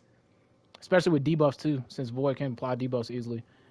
Surplus Demo, Nezarec Sin combination, obviously, or a Mantle of Battle Harmony. Anything that just synergizes with Void in general, pretty much, and Demolitionist. Hollow Words, Vorpal Weapon, Unrelenting. Unrelenting is the main reason I kept it. I think I used it during the season where fusion rifles were actually good with Vorpal Weapon, I believe. We got the infamous Truth Teller. Nothing else to say. Auto-loading Demolition is blind, and this thing didn't help me with a lot of content. A lot of content. We got the Disruption Break Roll. Wouldn't mind deleting this one, but I mean, synergy, just for when I want to go crazy, you know, something like with a Hoarder in the kinetic slot, double down on grenade launchers, or triple down if I wanted to, Disruption Break, auto-loading. And this one, Grave Robber Demolitionist. Good for the builds when I'm using not my Warlock that are really good with melee. Something like the Throwing Hammer or the Shuriken. It's pretty good, so it can it has 2 ways to reload, basically, so I'm just spamming shots is the idea behind that one. Nature of the Beast. The first one I've actually gotten a drop in Season of the Rivals. Felt really good then. Put it in the vault. Haven't used it since. Looking forward to it in Arc. You got the Fool's Remedy, Hipfire, Rangefinder. Ironically, they don't synergize. However, they both work independently of each other at all times. So whether I need to get into a gunfight and I'm getting rushed, I can just hipfire. Or if somebody's trying to escape me and they're just out of my immediate range, Rangefinder kicks in. So it's pretty good. It's pretty good. Whenever I use it, I'm reminded of how good these sidearms are. These sidearms are scary. I'm so glad I don't see a lot of them, and I'm so glad they're not like hardcore meta, but these things, man, are scary. This is the first one I had, the moving target rangefinder. Obviously, this one is more synergistic, but... And then we have the Death Adder. Love this thing. Subsistence Dragonfly. I hate it doesn't synergize with Solar 3.0 a little bit more. Like, it does help with some of the aspects and whatnot, but it doesn't like apply burn or do anything crazy. But still pretty good SMG. I think its stat package though is the same thing as Judgment. It's just too far lacking behind to recover. The one you just seen, I recently obtained, probably like a season ago, but this one is the one I had before then. Feeding Frenzy, Dragonfly. As you can see, I've gotten a lot of kills on it. Anytime SMGs come into the artifact, I give this thing a spin. We have the Ikilos. Just kept it for memory's sake, basically. Seraph rounds, threat detector, high impact. Haven't given a shot since 180's got to change. I might do that soon. We got the Ikilos, Vorpal weapon, moving target. Nothing too special, but hey, you can make Warmind cells and get unstoppable shotties, baby. We got the Ikilos. This thing is actually pretty fun to use. I'm gonna be using this with Warmind cells in the upcoming season. Now that we have Sniper Anti-Barrier. This thing is definitely gonna come on. Who doesn't have one of these in the vault, right? Threat detector demo for me, and switch it over to surrounded when it's even harder content. Really like this thing. I don't like it as much as I think I should, but it's definitely I definitely respect the power of this gun. And then we have this one for the PvP version. Whenever I feel like hopping in with dynamic sway, tap the trigger being synergistic as well with stability. And then we have Seraph rounds and Hammerforged rifling working together to push out the range with all that stability. So, and we got 69 kills. First in, last out. So definitely, my teammate reminded me of this gun today earlier while we was talking to me. So definitely gonna pair this one with probably the Fortissimo and maybe something like Acreus or Tractor Cannon for a triple shotgun Savage build. Something like that, or maybe for DPS. But yeah, love the auto-loading Vorpal Salt Mag range combo. And then EOS for whenever I decide to use PvP, which I probably never will. We all have a salvo. Imperial Needle, Killing Wind, Frenzy. Looking forward to it next season with the Void. Frenzy's really good in in-game content. Then we're getting over to the Igneuses. Got the Encore, ECAP, pretty much a stat monster. Use this one mostly for PvE, but sometimes it's okay in sixes. But mostly I kept it for PvE. Okay, we got the another Igneous Hammer, Rapid Hit, OFA. Mostly focused for damaging. Rapid Hit, one for all is really good, especially on 120s. You could even go extended mag if you wanted because of if you can hit the crit a pretty good amount of times. Subsistence Rampage, the usual PvE clearing out ads thing. The Subsistence OFA. This one is for keeping the momentum going for like not extremely high end content, but high enough to where one for all matters, and it's pretty fun to just keep the damage chaining. I've used this one with Mantle of Battle Harmony and Solar Wells just to see how much damage you can get, and for a hand cannon hitting that hard, it feels pretty good. Overflow one for all for those times when I want to use a special weapon or a GM, something like that. Quick Draw Snapshot. Don't have the barrel I wanted or the masterwork, but hey, we take what we can get when we get it, right? Overflow snapshots, not too crazy. Then we get into the depth ones that I have. My favorite though, Rapid Hit, moving target. This combination on Igneous feels really good. Especially, sometimes I switch between celerity and moving target, but moving target is one of my favorite PvP perks. That strafe speed just can't be overlooked for me. And then this one just has fluted barrels. The reason I kept it for the handle and swap up. We have brass attacks. Nothing too special. Pretty decent sidearm, but I don't use it a lot. We got Surplus Frenzy for our damage boosting ones. And then we also have Wellspring. Interested on using this one with the Wellspring buff. We have the Shadow Price for the Arc 3.0. Overflow, one for all. We have the Surplus Dragonfly roll for the Things Go Boom situation. Surplus Disruption Break. Sounds like that's going to be good for anti-barriers to me. Overflow Thresh. Hopefully. I could whip up something with Ionic Traces. Who knows? Hitting crits. Getting kills. Super ability energy. Then we're going into the Palis. The Pallies. So, of course, your quick draw rangefinder. I think this was the best one I've gotten. Of course, I would wish the barrels to be different, but this is what dropped. I'm happy with it. Subsistence Unrelenting. Like to use this from time to time in low tier PvE. I love the combination of Subsistence, refilling the mag and Unrelenting, allowing you to heal, so you just keep the chain going. Bottomless Grief Thresh, same thing. I use this one in PvP though for when I have a slow super on sometimes.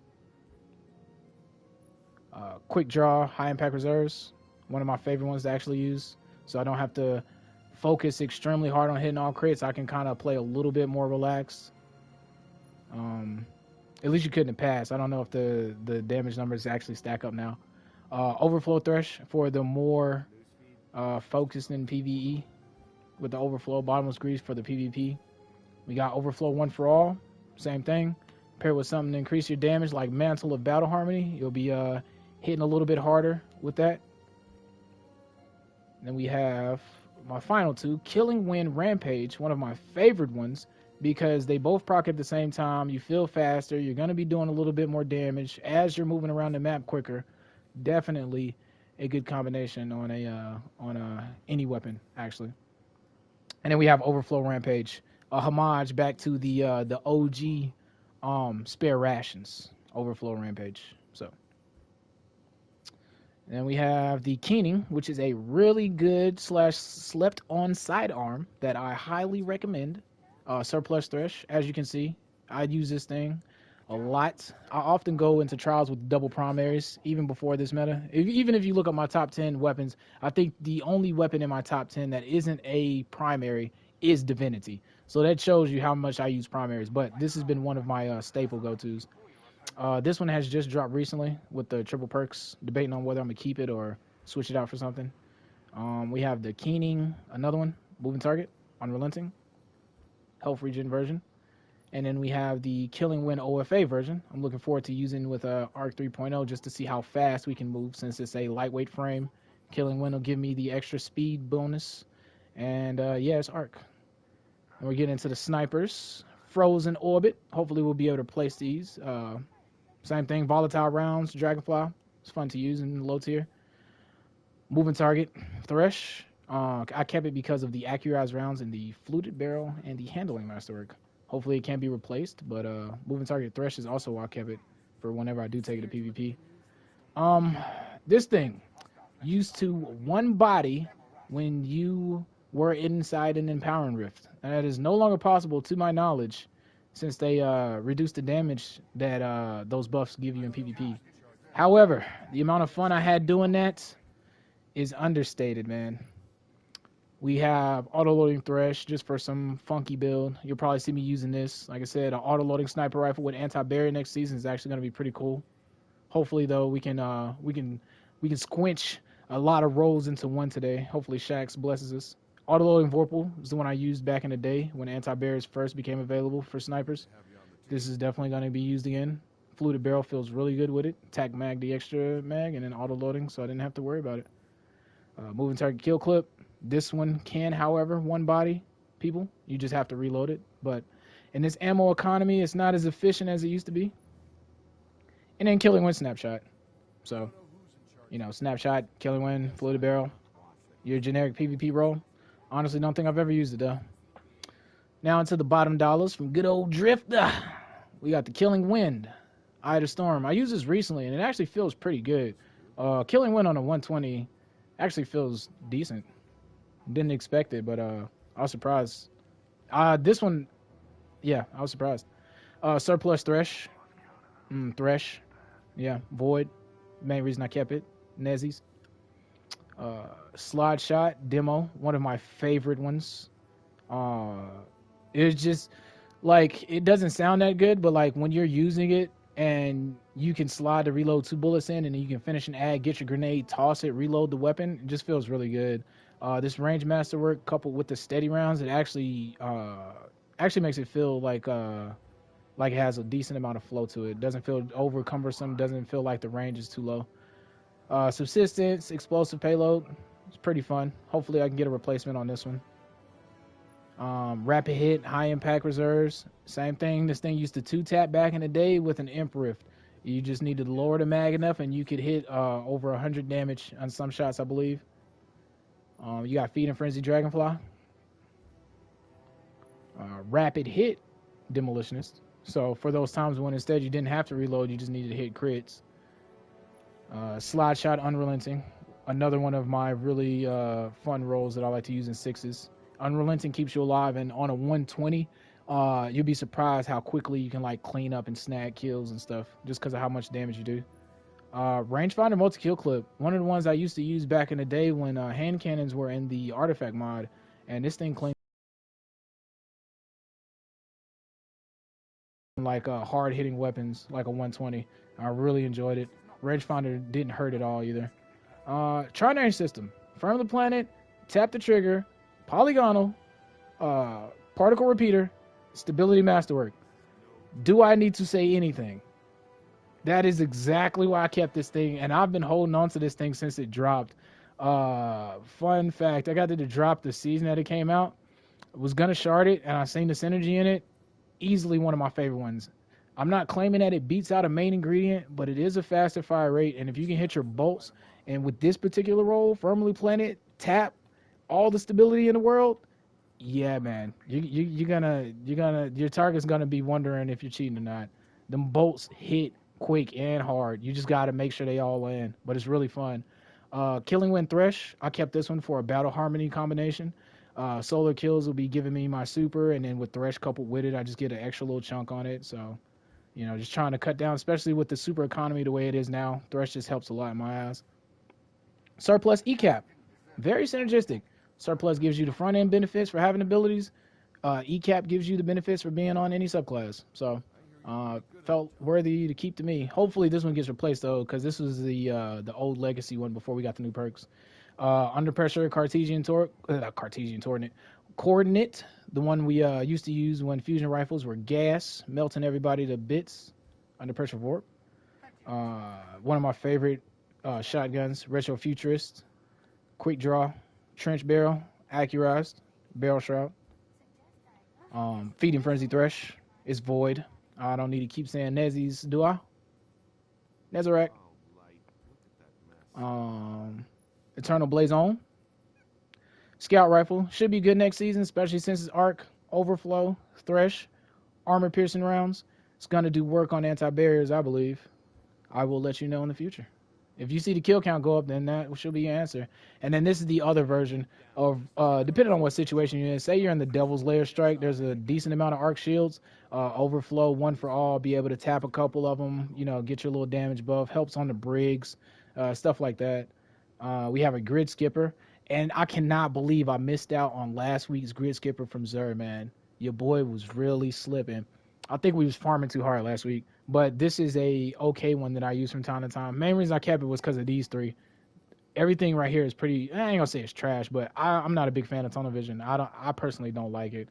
I like my reloading perks to be tied to kill perks, but that being said, it's not bad. Also though, this one's pretty fun with Controverse holds or any grenade build in general, but Controverse holds because of how many you can spam it. And then this is like the PvP swap off for high impact reserves. And this one is a opposite of it, right? So I have Thresh for when I want to synergize. I have Frenzy for when I need to do void damage on a void burn, maybe. You know, heating up helps. I really feel like it needs Arrowhead Break for PvP, but yeah, you take what you get when you get it. Sojourner's Tale. These could have been better, but was the best one I got. Quick draw opening shot. Feels really good. I used it recently, and it actually slug shotguns actually feel really good. I guess it's because they have more range to breathe with the other shotgun nerf. Vision of Confluence. One of the rare combinations of Wellspring and Thresh. However this thing can get it. Ability spam on kills. Sign me up. Had to keep it. Hate I didn't get in a depth roll, but hey. We have a Found Verdict. Now, if you have time, or hopefully you had time, you was able to get you a Found Verdict last week when Vogue was around. But fun fact, this thing is Arc. Shotguns are unstoppable in the artifact mod, and Found Verdict has a lot of good perks. Does anybody remember rewind rounds? Yeah, that thing's gonna do some work next season with Arc. And this one has auto-loading demo. So the same thing applies. I could go with that Wastelander, right, with Subsistence, or I could use that Astral Horizon with auto-loading. But yeah, sign me up for them wacky triple shotgun builds. This is gonna be there, paired with heavy-handed. You can best believe. Slide Shot Frenzy. I kept this one for PvP. Ironically, if you're in the heat of battle and you're constantly healing yourself, Frenzy on a shotgun is really good because not only does the damage increase, you get all that handling benefits and stuff, and Like on paper, Frenzy's like, oh, I'd rather take something else. Of course, I would too, but like you would be surprised how often Frenzy procs if you're one of those Guardians that can get in and out of the fight doing constant damage. It's really good. Oh, look at here. Is this a rewind round Vorpal weapon unstoppable arc shotgun for next season? Dang. All right, we got a Unrelenting opening shots, assault mag, full choke, range one. This one's actually pretty good. I just don't use it a lot. And now with the shotgun ammo nerf, I don't think I'll ever use it. But opening shot, Unrelenting on a shotgun. Imagine you getting rushed. So 3v1, right? You floor 2 guys back to back. Your health's going to be pretty decent for the next engagement. However, like I said, with the special ammo nerf, I doubt I'll be using this one. But worth keeping for me. And this one is the adept take on the other one I was talking about. This one is a utility gainer, right? Get Wellspring, get abilities. And then with Frenzy, I'm able to increase my damage too. So this one is really good for stuff like solar burns. I use this one multiple times for the Proving Grounds GM this season, actually, because of solar burn. So especially with burns being a thing, this is definitely one of my favorite scouts to lean onto. And we have the only adept time loss found verdict that I was ever able to attain, and I just don't farm Vogue enough. But slot shot, opening, light mag, corkscrew, handling. It's the best one I could get. I had to take it. It's okay. We have the telescope, snapshot, fluted, Rico, trash masterwork. But hey, we got everything else good, so I ain't complaining. Ironically, the finite impactor might be really good, depending on how we can get amped. You're supposed to be able to get amped by getting arc final blows. Well. Since I'm going to be on arc, the handling will be buffed. But with killing wind, we'll be able to see if we can increase our speed even further. So I know the dev, again, said that they basically capped you as fast as you can go. But I mean, proccing killing wind couldn't hurt, right? It's not going to make me go slower, is it? So glad I held on to that one. We got Shakira's WAP, Perpetual Motion, Kill Clipper. Had to keep it. One of the best SMGs in the game still to this day. Heating up, Golden Tricorn. Good for those void-centric builds. We got Quick Draw, Tap the Trigger. Pretty good with stability. I personally, though, prefer Celerity. We have the Dynamic Sway, Kill Clip one, or Dynamic Sway, Tap the Trigger. Stability, decent barrel. And then we have Moving Target Celerity, which is one of my favorite. But the main reason I kept this one is for Adrenaline Junkie for those grenade builds. Because it's real. Adrenaline Junkie is like slept on perk for me. Sometimes I hate it, but I am an ability spammer a lot. And I often forget that Adrenaline Junkie procs when the weapon is stowed as well. So sometimes there may be a situation where you just need to get a grenade kill, and then you get a special weapon blow off and swap to this, and then boom, your Adrenaline Junkie's proc. So I'm looking more and more into Adrenaline Junkie and pairing more weapons with it, trying to get a full loadout with it. We got the Azumi. Whenever I do snipe, this is one of my favorite ones to use. Something about the feel of it. It still feels like flimsy to me. Like the frame feels flimsy, but it feels good to shoot as well. Definitely one of my favorite ones to use. And this one's a carbon copy, just has Vorpal instead. So I'm probably going to be whipping this one out during this season with the Vorpal burns, solar burns, and the anti-bears. I have a plug 1 adept, heating up, successful warm-up. Got the charge time masterworks, unfortunately, but still performs okay. I wouldn't use it over main ingredient. We got borrowed time with the heating up demolitionist roll. Okay, nothing too special to brag home about. Demolitionist, the main reason we got it. This one, though, is one that I like to keep. Range masterwork, range barrel, range perk in the mid, Rangefinder, and we also have Thresh. So when I do use this one, it's actually pretty okay. It's very fun to use. If you haven't got a borrowed time, I would definitely get my hands on one while turning into Engrams at the end of the season. This one will pretty much surprise you after using it, and especially if you pair it with something like a Peacekeeper's Titan. You'll be zooming, and you got range almost like an auto rifle. And then this one basically serves the same purpose, except for instead of getting super energy, you're gonna have Wellspring, and it's it is the stability variant because of ricochet rounds, small bore, and the stability masterwork. So. And then last but not least, we got Feed and Frenzy for those like PvE situational content, which hopefully will be replaced today. They'll be absorbed into one if I can get something to drop. We have the empty vessel. You got the auto loading, demolitionist, blind and grenades combo. Also able to swap it up with lead from gold.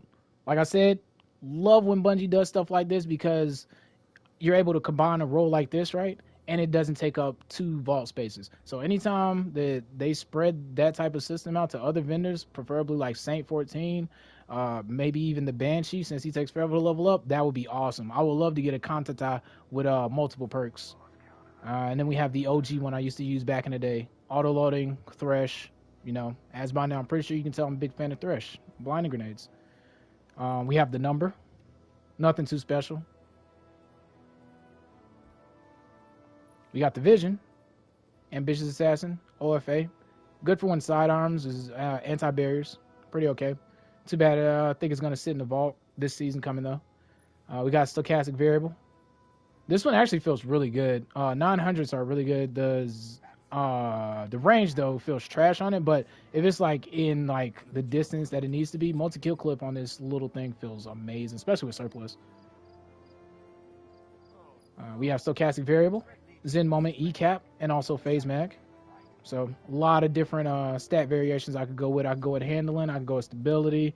I could switch the rate of fire. Pretty fun one to tinker around with. I'll swap between this one and the Vision of Confluence. And a couple of the Nightfalls. Also Arms Dealer. Really good. I even used it on an Osmiomancy Warlock. Lead from Gold demo. Unstoppable shotguns. Kind of glad I kept it. Lead from Gold will allow me to spec into all shotguns, really. If I can have another combination in the kinetic slot, that means both my weapons will be getting ammo. Lead from Gold, Golden Tricorn. This was the one I wanted. Glad I was able to actually get one before the vent went away. Turnabout, Incandescent. Same thing applies. I like the double utility of it. The Turnabout's allowing you to get a shield, overshield, while Incandescent is burning the ads around and spreading. And hopefully maybe one of the ads that dies might have a shield and it pops it off. So I love utility like that where a weapon can do multiple things. Quick draw Snapshot. This one, fun fact, no origin trait here is because this one was the one I got when the season was around the first time. And this has been reliably one of my favorite shotguns to use. Yeah, pretty fun still to this day to use. We got a Wolf Tone draw, nothing amazing. Got the Harmony synergy. Might come in handy next season, especially with the Arc paired with Adagio. Impulse Amplifier on this one. The Chrysero Mellow. Actually forgot about this thing. Looking forward to that abysmal stability buff. Got Dynamic Sway, Thresh, 4th Time the Charm, multi-kill clip. Nothing too synergistic, but at the same time, you can definitely see it can make it work from a multitude of ways. Got Heating Up demo on this one.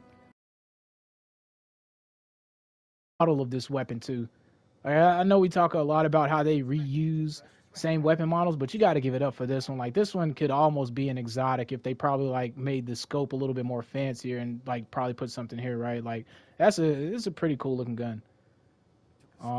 We have the Forge's Pledge. Look at that stability. That is the max amount of stability I believe you can get. I don't know. It actually might not be because actually if I had steady rounds. So yeah, steady rounds I could probably push it to 100 stability. So obviously I had to keep this. I had to keep it. All right. So remember that Wastelander I was talking about? You pair that Wastelander with Subsistence with this comedian and you gonna get the last laugh. I promise you.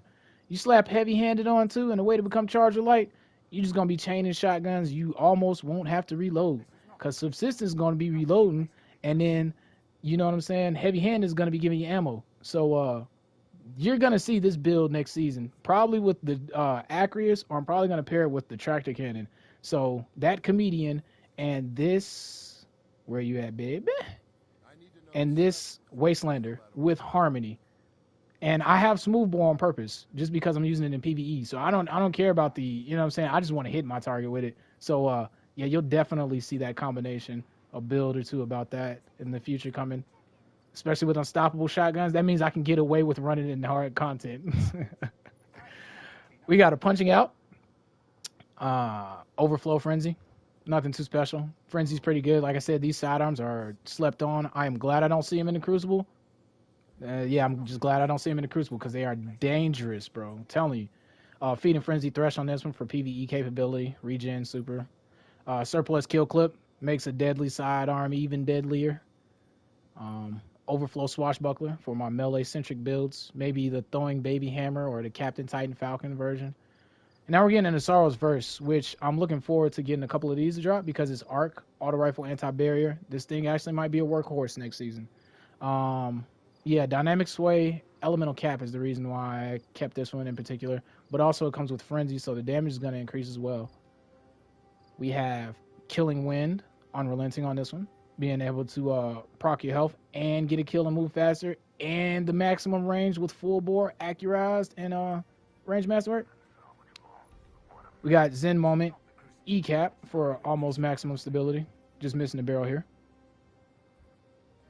More of a PvP role.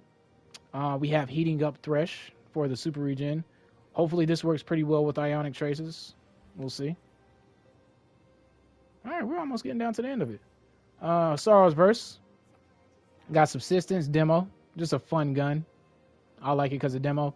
Anything pretty much could have came here.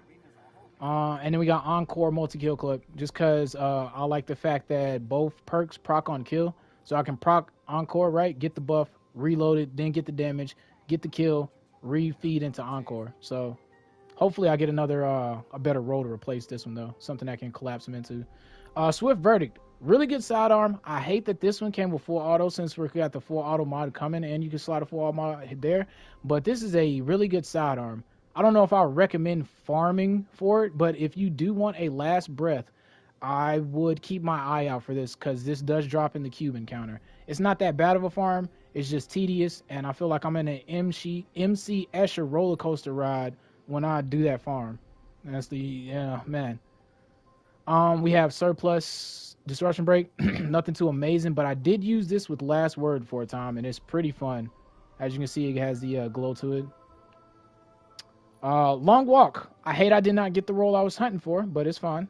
We got a Galu that pretty much does what I wanted it to do. But for PvP, this is actually pretty good. I have Fluted Barrel, magazine pretty much is okay, Flare Magwell, Range Masterwork, and I got Snapshot as well with Killing Wind. So I was pretty happy with it. I love the zoom on this one too.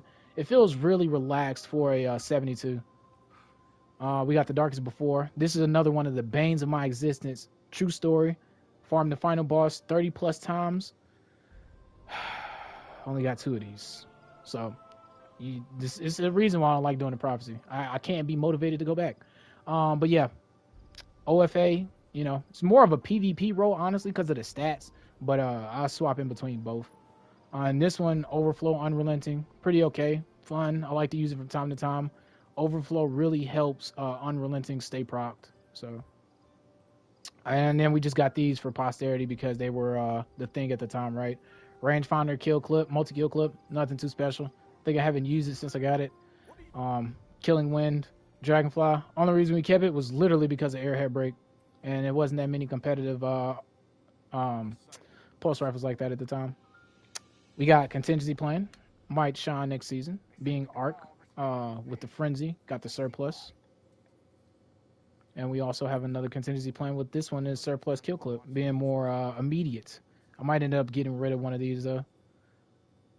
We have the Annual Skate, Surplus Swash for your solar melee builds.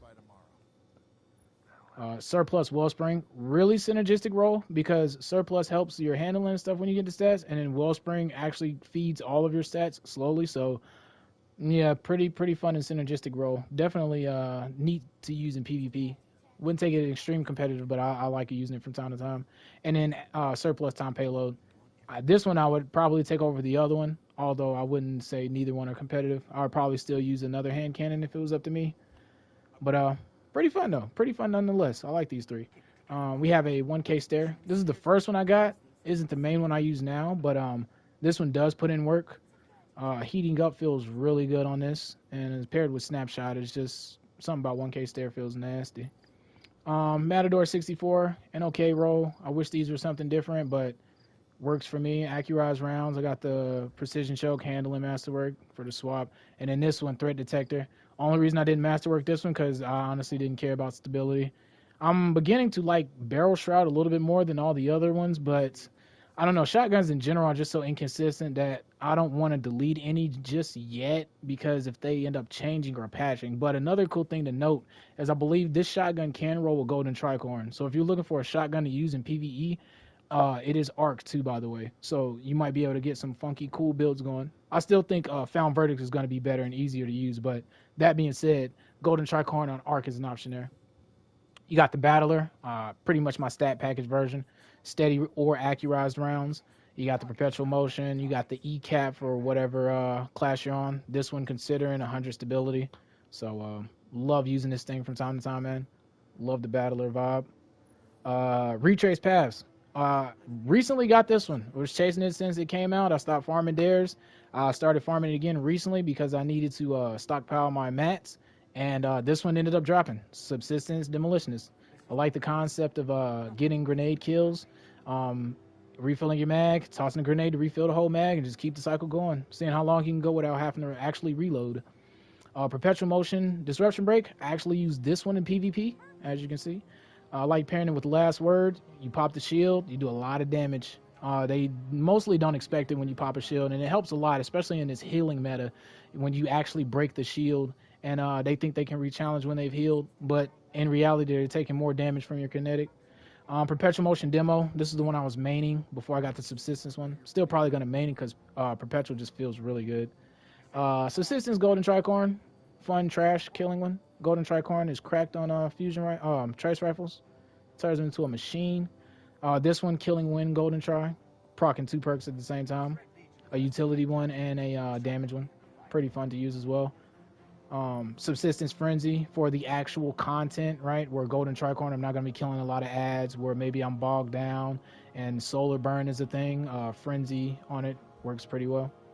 And then Subsistence One for All. Same thought process, just depending on the situation. Am I in a situation where I can hit multiple ads and get a big burst of damage? Or, you know what I'm saying, am I in a situation where Frenzy would be better suited off? I do like the fact that it came with Subsistence, though, because then you'll be able to keep the damage buff not only going, but you'll be able to refill your mag. So those situations where you kill 2 ads and there's one more like right there, you can just tap them with it, trigger OFA.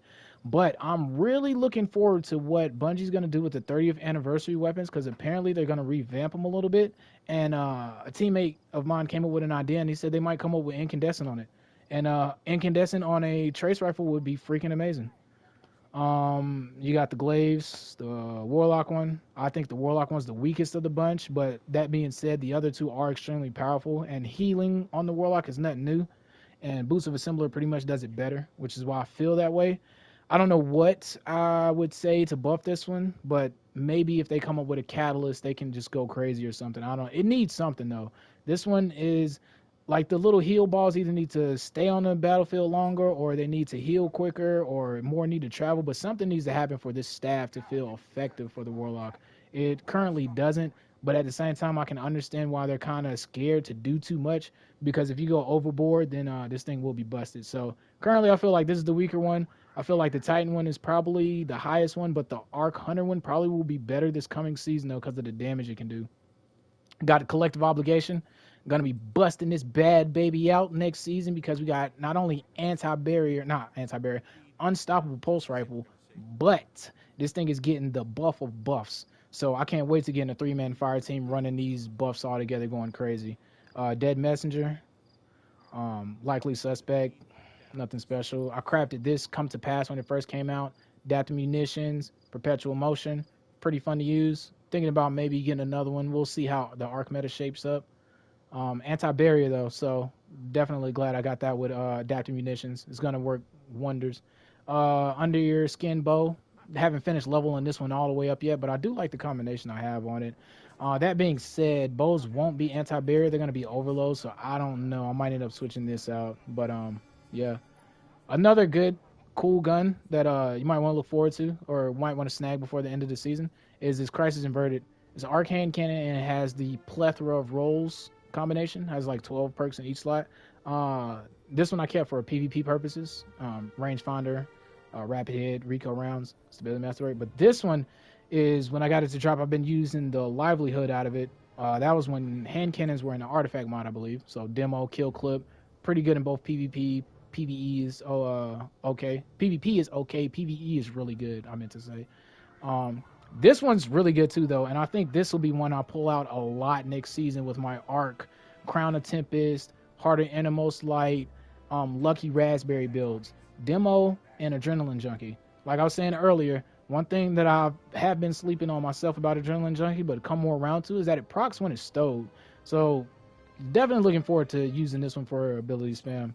And then a Demolitionist, adaptive munitions for those situations where you still want to run Arc, but they have multiple shields, and you can kind of help out.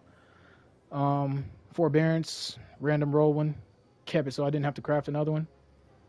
Insidious, Demo, OFA. Really, I just leveled it up. I'm waiting to see what things shake up to be before I choose my enhanced on those.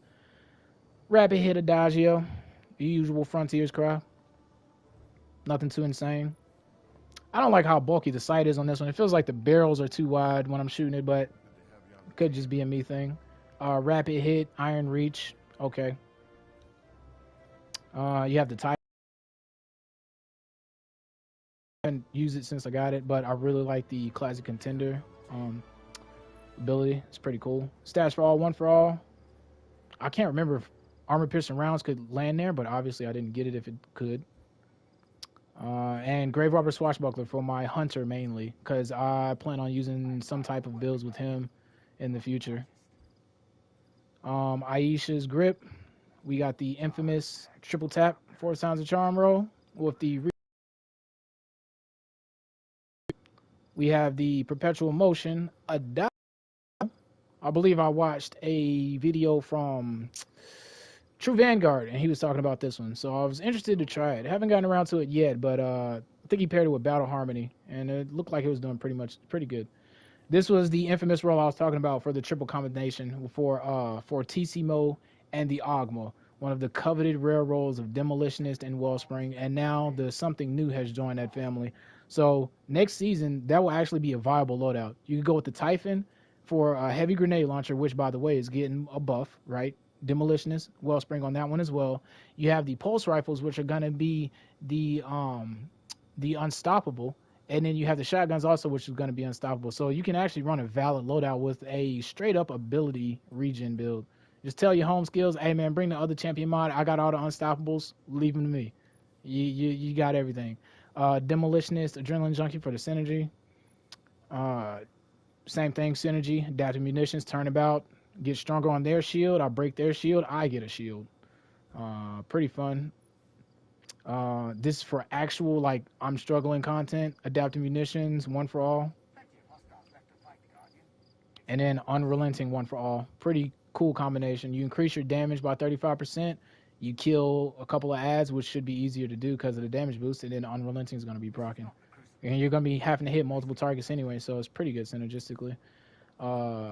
The best Snorri I've gotten so far, I believe. I haven't even really been looking, but I seen this drop at the time, and I was like, yeah, you know what, I'll keep it. Surplus, successful warm-up, stability masterwork. All right, we're almost done. We're almost to the heavies. Yeah, I won't go over the armor pieces, but we'll finish the weapons out. All right, so we got the same thing for harder content or content where I'm actually need to maybe use a fusion rifle or a champion mod or something. We have the frenzy roll. We have the accelerated coils for the quick, like, burst them down damage. Maybe a boss or something. Onto the funnel webs. Subsistence frenzy. I don't even have to tell any of you how good the funnel web is. You already know.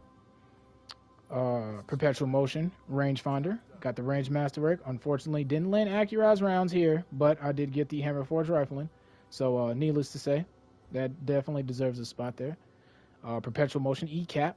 On the opposite band, I ended up getting the accurized rounds, but didn't get any other things ranged. So, but with perpetual motion and E-cap, look at that stability. Sitting on 96, baby. It's pretty good. And perpetual motion will pretty much max it out anyway. So, same thing. Subsistence, Adrenaline Junkie. Toss a grenade while it's stowed. Maybe get yourself volatile rounds. Go crazy. Unfortunately, SMGs won't be in the artifact mod this season, so you probably won't see a lot of funnel webs unless it's in PvP. Then you have Subsistence Thresh for those times where maybe I'm farming and I just want to have a super that's spammy or something, you know, for the seasonal activity. It's pretty okay. Auto-loading Thresh for those times that I'm lazy. I don't want to reload, and I have multiple auto-loading weapons on. And then we have the Redback 5SI with the beautiful synergistic roll of 1 for all, stats for all. The only reason I've kept it in there, and you see it's even unlocked, so it might even get deleted. But the synergy, when it dropped at the time, and I had vault space, so I was like, I'll keep it. On to the Cantatas. We have a heating up, accurized rounds, moving target, which I obviously love. Polygonal rifling one. Only thing that's trash is the masterwork, I would say. Heating up rangefinder. Have our choice between accurized or steady rounds and pretty good barrels. Range masterwork. We have a rapid hit rangefinder roll on this one. Handling masterwork. And we have a heating up Vorpal on this one. Kept this one because of the stat package. Maximum range. So apparently 81 is the max range we can get on a Cantata. I have the infamous Eye of the Storm rangefinder one, which I personally don't like, but that could personally be just because I don't have a good barrel and I'm trash with the Cantata.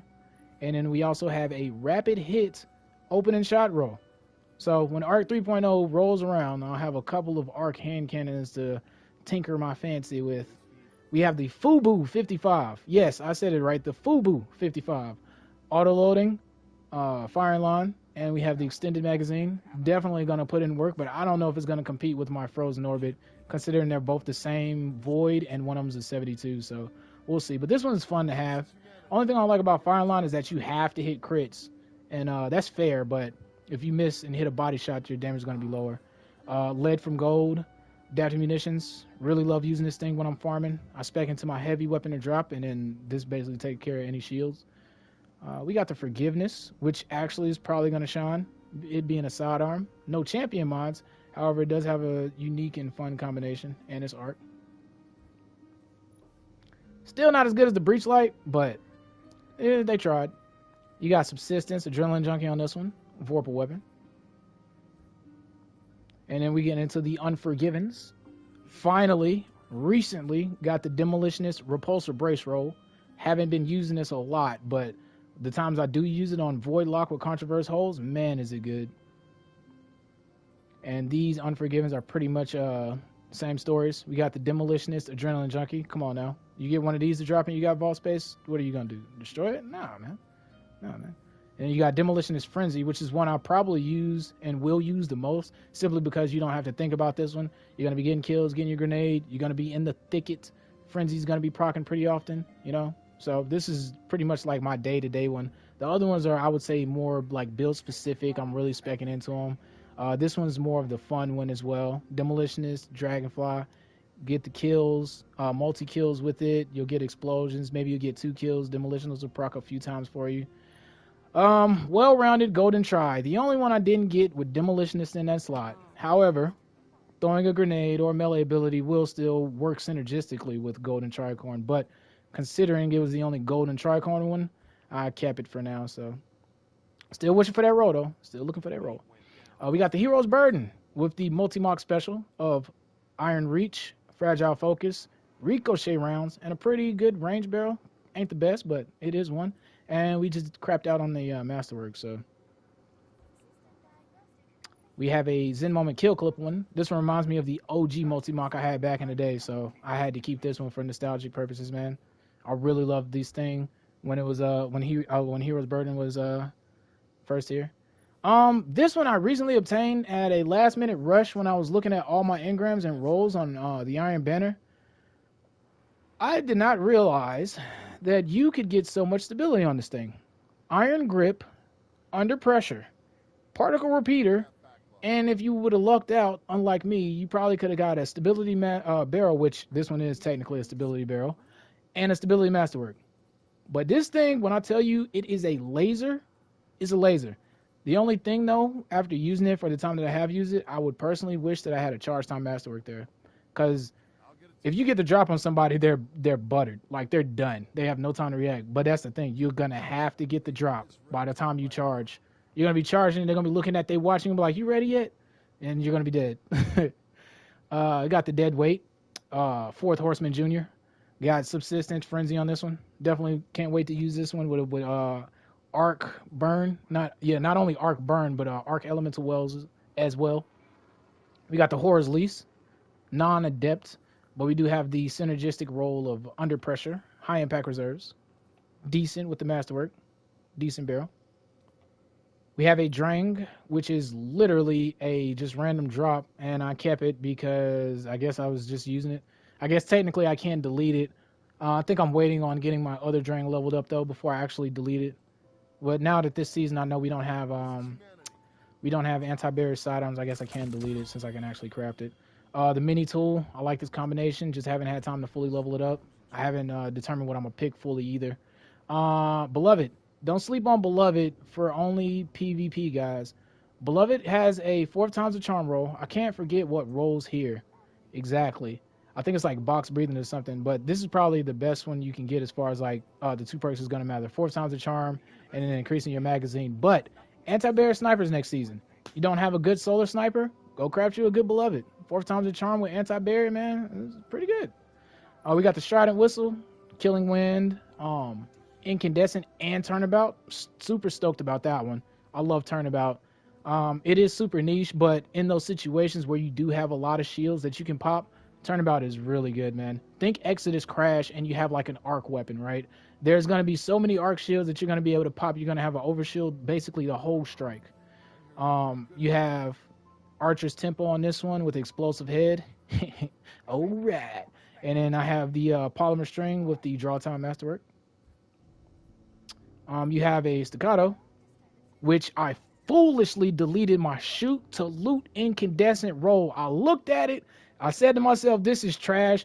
And I held the square button until I regretted it. So this is what I got in replacement of that. Triple tap Dragonfly. I like the fact that things go boom. Triple tap could have been better, but it's definitely not bad. And that's all our special weapons. On to the heavies. Fun fact. I made a PSA about this. And this is a reason. This is a prime example of why I like to hoard, and I'm happy I'm a hoarder. This is the only heavy grenade launcher that can roll with concussion grenades. Banshee sold this thing once. It may be able to drop from Dares of Eternity. I haven't checked. But if it can, and you get this to drop with concussion grenades, keep it. It's not super OP. It's not super off the wall. But the thing is, they're retiring concussion grenades, right? And this being the only heavy with concussion grenades basically almost puts it on the level of Wendigo. Wendigo is the only other heavy grenade launcher with blinding. And this is as close as you can get in the heavy slot. So if you get one, keep it. I would. I did. You have the Avalanche. Glad I kept this one. Vorpal weapon. Auto loading. Armor piercing rounds. Overload next season. Gonna synergize my solar builds. We have the 7-7 Saw, which tells another story of Warmind cells, auto loading, overload, gonna be able to use it, and firing line. So it's gonna be able to increase my damage just a little bit as well if I'm consistent with my crits. Have the Tomorrow's Answer with the cool roll of Field Prep, Clown Cartridge. Pretty okay. Use it from time to time. Auto loading demo. Remember the kill counter, 607, because I'm going to be using this thing next season for sure. Not only is it arc, but it comes with auto loading and demo. I'm probably going to pair like a full auto loading grenade launcher setup or something. Maybe that empty vessel I got with, I don't know, maybe my ignition code or my Wastelander. Not to mention, guys, we're getting new gear. So this overview that you see now, like I said, it might not even be here next season because I'm probably going to end up cleaning these things out once I get something better as a replacement. Thermal erosion.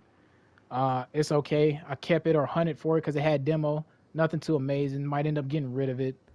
It's definitely one that could go. Corsair's Wrath. I've been on the fence about getting rid of it. It does have demo.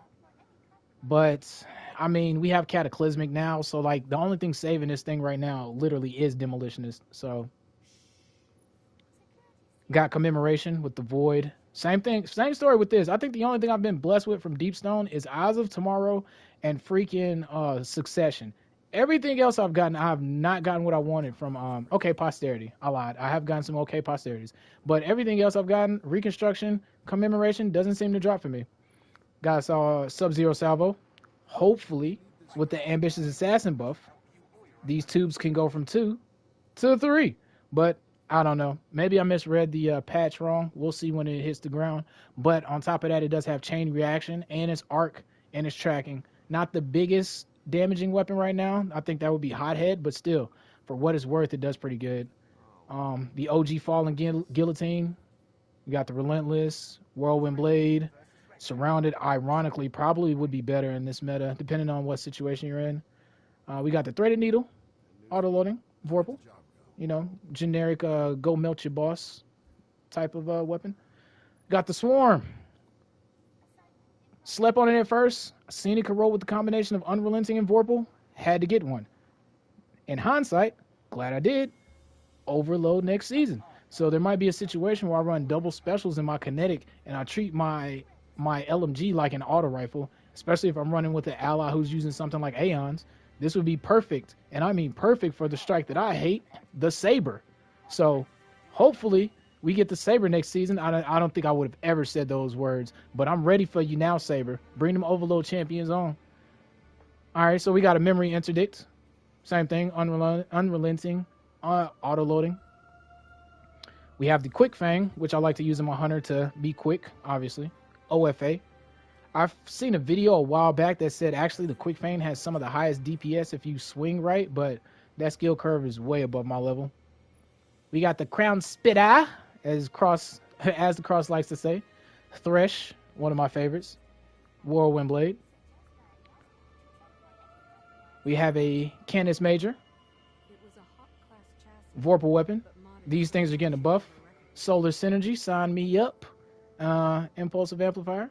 You got the Hothead. Didn't get the exact roll I wanted. I'm happy with this though.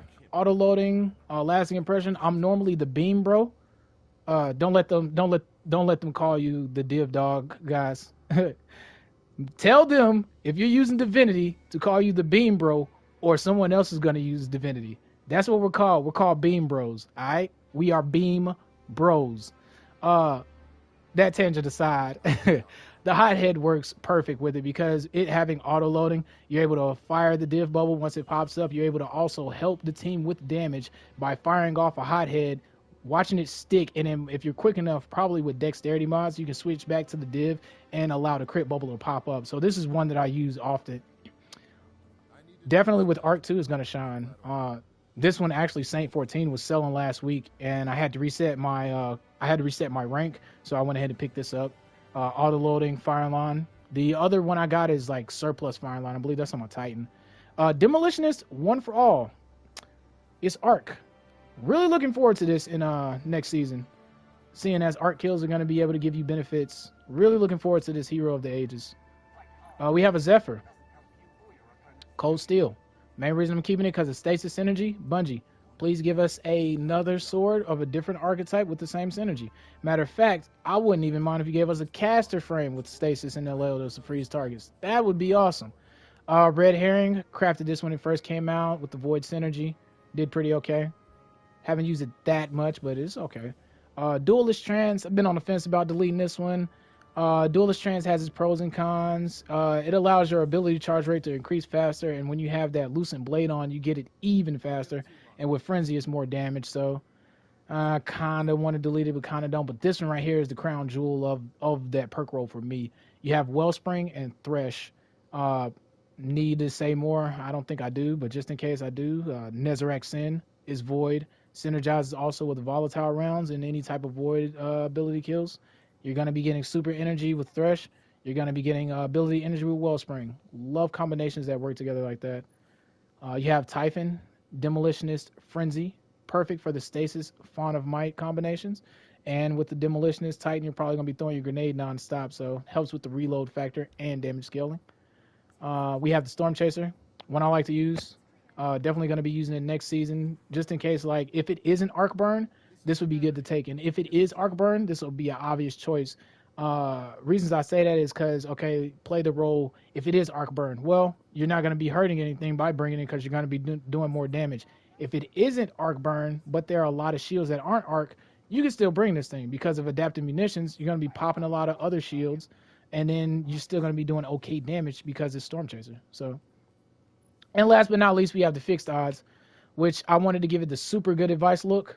That's why I chose this shader, pretty much the McDonald's shader, I call it. But yeah, this is the only fixed odds I got so far. I kept it because it had incandescent, and yeah, that's as far as my RNG kept. Everything else is really good armor, and I don't want to bore y'all with the insane stats. You'll just see them in builds probably. But yeah, that's actually my whole vault. Thanks for sticking by. We'll take a small break right now. We'll go see where Xur is, because I was supposed to have went to Xur. I just didn't want to break the stride.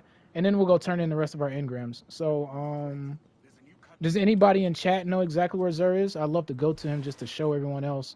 And then we'll come in and turn in our 367 engrams between all the vendors at our tower. Axe sitting on 200 engrams. Zavala sitting on 69. Drifter sitting on 30-some engrams. And Saint 14 sitting on a bunch himself. So, hopefully, the goal, now that we've gotten the first phase of the stream out the way, is hopefully we get some good rolls now from the vendors. And nope, he's not there. So, is there anyone that knows where Xur is? Or we'll try the big tree on this. Why not?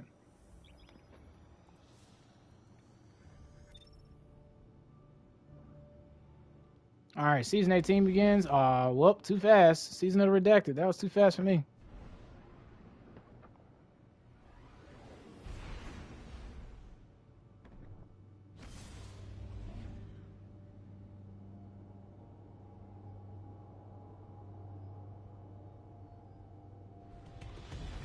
I wonder where your boy Xur is chilling at, huh?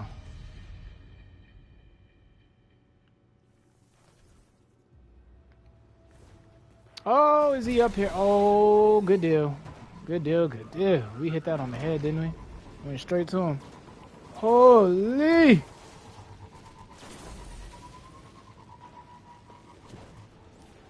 Yeah, he's up there. I see his backpack.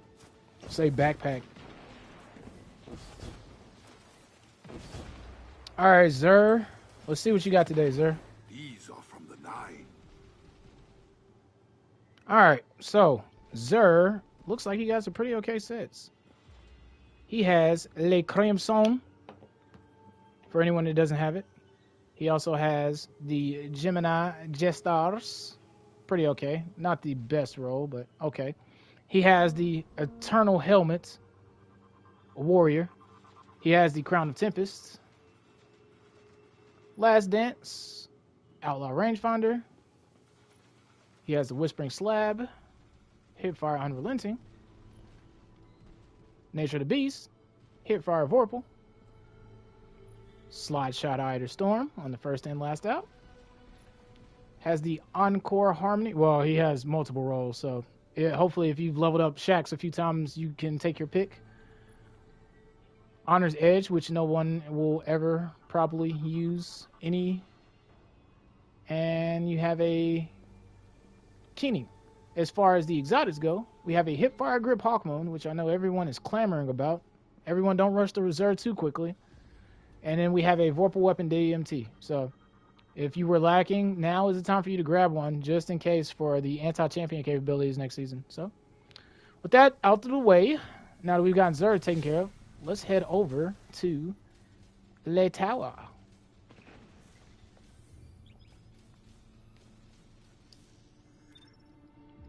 Let's go back to, I guess we'll finish up with the, what is it? All right, I guess we'll turn in our engrams. So in chat, is there any vendor that you want to see turned in first?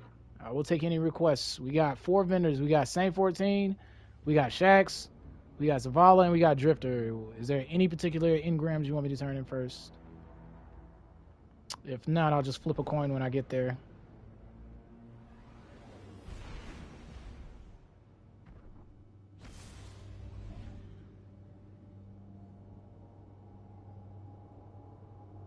And here we go. See, the hard part, right? Easy part was done. I just had to go through the vault. The hard part is going to be moving all this stuff and keeping what's good and what's bad and trying not to lose everything. So I make no promises. Okay. So for anyone that was curious, though, the map for Trials is Distant Shore. All right, so since no one asked for any particular vendor, I guess we're gonna start with Big Daddy Shacks. Currently in the post we have trash, so we're just gonna delete it. And when I say trash, I mean that it just doesn't serve my vault needs. I'm pretty sure I'm gonna trigger a few people by deleting some stuff, but I'm sorry. RNG gave it to me. Hopefully RNG can give it to you. All right, so let's start this. Start this 367 engram spam. Time to fight, Guardian. What do you need? I need help, Shax. All right, starting off clean, getting some chest pieces. It's actually the more armor I get, kinda the better, because then I won't have to worry about overflowing everything.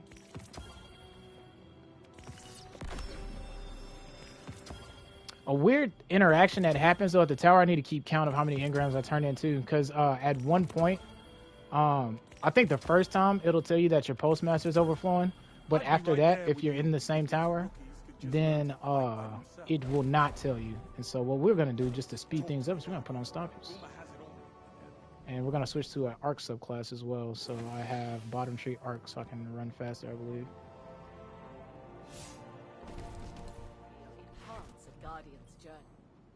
Underway. All right, so delete all the arms first, all the armor anyway. That way I can organize what's worth keeping and not. Like I said, this is the procrastination part. If I didn't do this, then I would not have done it. Not worth keeping. Hipfire grip isn't worth. Right now we're just trying to keep 4 out of 5 rolls. That's really what we want to do. Things that like really stand out. This is okay, but not good enough.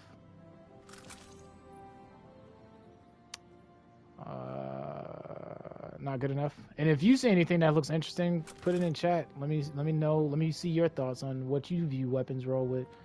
All right, so far we're off to a dirty start, which is fine by me. Less vault space I need, the better. I mean, less you take up, the better, because I don't have any to save as it is. See, this one came with turnabout adaptive munitions. If only Demo would have came here, I'd have been solid. I would have been keeping this one. Works really good on since it's arc, it'd have been really good for fall and captain shields. That's also a good thing too that I didn't consider until just now, since the raid's probably gonna be King's Fall. I mean, come on guys, we know it's King's Fall without knowing it. Anti-barrier sniper's gonna make it pretty decent, I must say. The setup of mods that we have should make this this raid a really enjoyable experience. I know I'm definitely gonna be trying my best to get it done. We'll see how the fate pans out. All right. Let me make sure I don't turn in more than 21, I believe. Can't remember how much the postmaster can hold.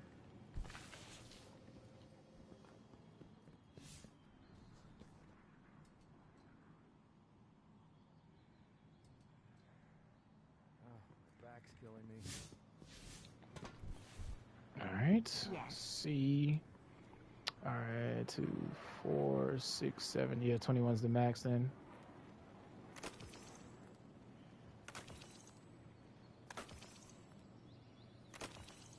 All right, what we got here? Clown cartridge demo. Nope. Nope. Subsistence Wellspring does sound fun, but it's not worth keeping. I gotta keep what is like worth keeping right now. I can't get caught up on the small little things of the perks. You have to be really amazing. Like this one. This one's pretty decent overall. Killing Wind, Frenzy, Unrelenting, Heating Up. No obvious synergy off the top right there, but pretty good. Moving Target, Unrelenting, OFA, Vorpal. What's this one? Oh, Demo. And we got Shoot to Loot. Still not good enough though. If I'd have got Adrenaline Junkie or a damage dealing perk there, maybe. Okay. Not quite though. Masterwork isn't up to snuff. And same thing here. All right, burning through, burning through. Whenever you need me again, Guardian. Means I can turn in 19.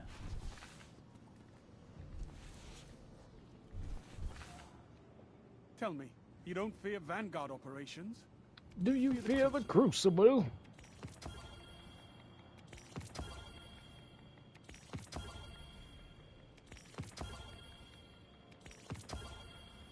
Oh, I didn't even check what was on my character either, I believe.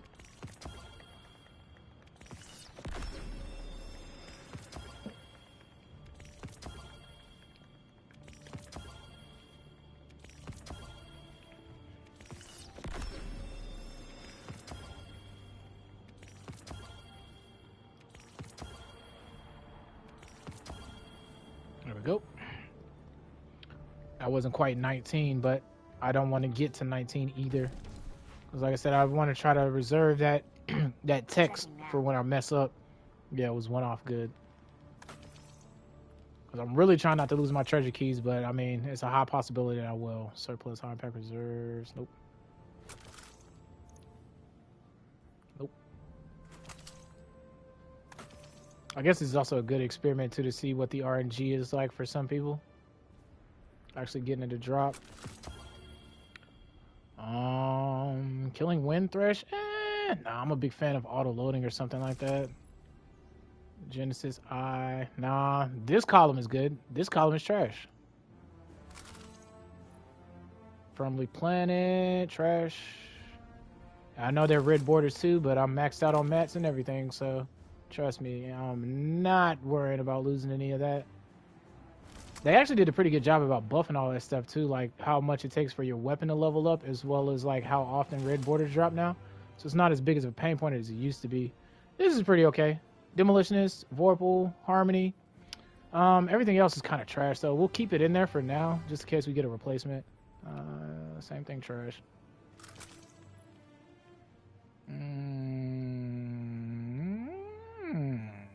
Dang, if this would have came with Thresh, man, I would have kept this one. This one could have replaced my old one. That was actually a really decent one. Triple tap? Dang, nothing synergized with triple tap, though. Alright. Let's make sure we get rid of what our character is actually holding to.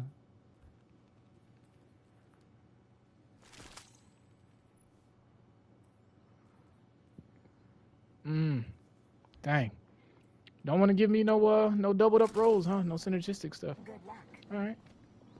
That's fine. That's fine. I understand. Shax, you being ugly now, man. What's going on? You're alive, Guardian. Fight like it. I don't want to fight you if you don't give me some good rolls. All right, let's get this. There's a few things I'm looking for. I'm looking for some good Riptides, and I don't think he's dropped one yet. Oh, you know what? That's right. Riptides don't come from the vendor themselves. They come from the playlist activities. Yeah, so I don't have to worry about Riptides dropping. That's right. That's right. Well, I guess I wouldn't mind a good Sorrow's Verse or a really good freaking Frozen Orbit. I like to have one I can switch between the perks. I think I'd be cool with that. Oh, that's right. I can only do 7. Yep. Dang it. I thought about it as soon as I pressed the button. I was like, oh, that's right. I got 3 in the what's the name? Well, now we're gonna start losing our stuff. Nah, not worth it. Auto kill clip. Dang. Too bad. Wasn't good enough. Subsistence Thresh though, and Demo over there, and Killing Wind. Yeah, this is what I mean. Killing Wind works with those two. Subsistence works with those two. Outlaw, which I'll never use, but it does work with those as well. I didn't even look at all of them. No. Compulsive Reloader and me have a bad rapport. I don't want nothing to do with Compulsive Reloader ever since that Summoner dropped. Nope. Stats for all. Nope. Triple tap. Nope. What's my man got over here? Trash again.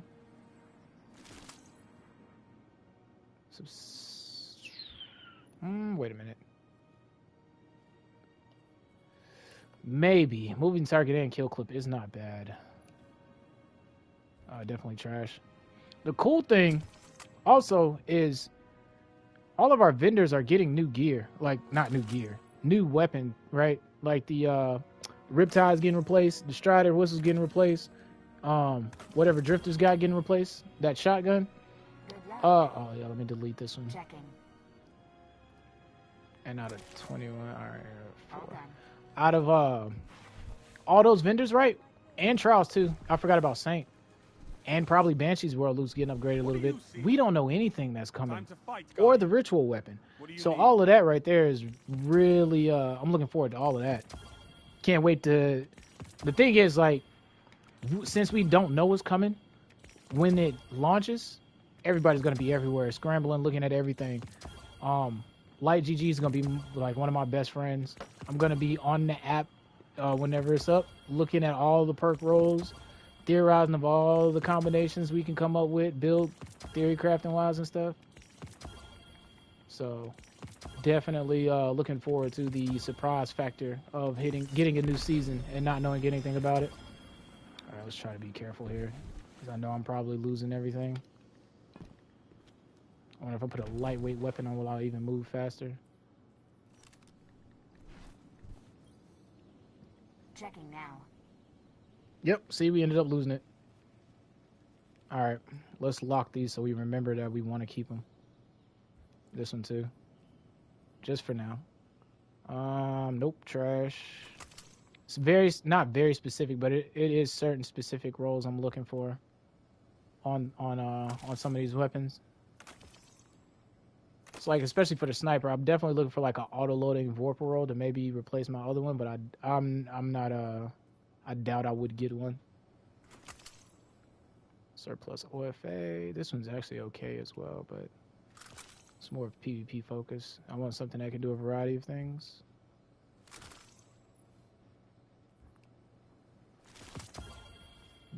Gotta be worthy of keeping. Trying to trim the vault down, let alone getting enough more to fit in it. Surplus snaps actually sounds really good, but I want more of a PvP roll. That's okay. Triple tap Vorpal, no auto loading though. Yeah, like if I can get auto loading, Vorpal, demo, something like that, Thresh, I'd be set. Man, you tease me with these crisis inverters, man. About to be through with your engrams in no time, Shax. I don't know about no time, but pretty quickly.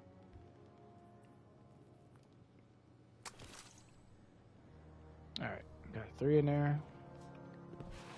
Means we can do 17. Oh, look, it's the legendary Mr. Popo down there. He must be talking to the Drifter. Kami's lookout. Tell me, you don't fear Vanguard operations? Do you fear the Crucible? I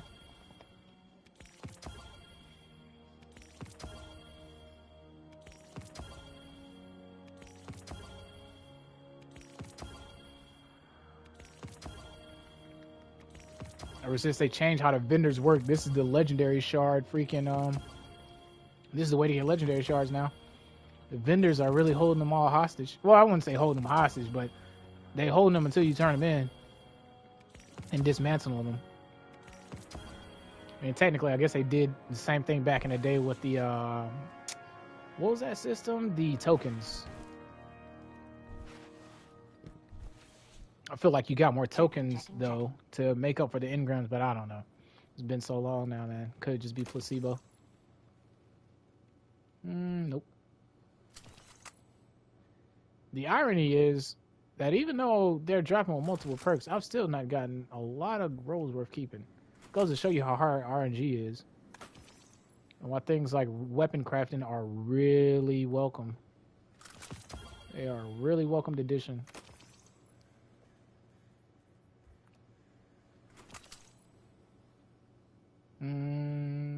Dang. Everything, that's a max range roll right there. I'm just missing a good barrel right there. We'll keep that for now. Probably gonna end up deleting it though. So like I said, I don't have space to keep these like niche, fun to use rolls. They're probably 9 times out of 10 gonna be replacing something else that I got in the vault. Only got 2 spaces to begin with. But then when the next season actually drops, I'll start going through and replacing what's was definitely not worthy. What I'm not going to use for a season 2. Probably a couple of those sidearms, SMG, stuff like that. I just like to keep relics of the past, you know. And now that I've actually went through my vault and got it for posterity, I guess I could always reflect back upon it and be like, oh man, yeah, I remember when that was there.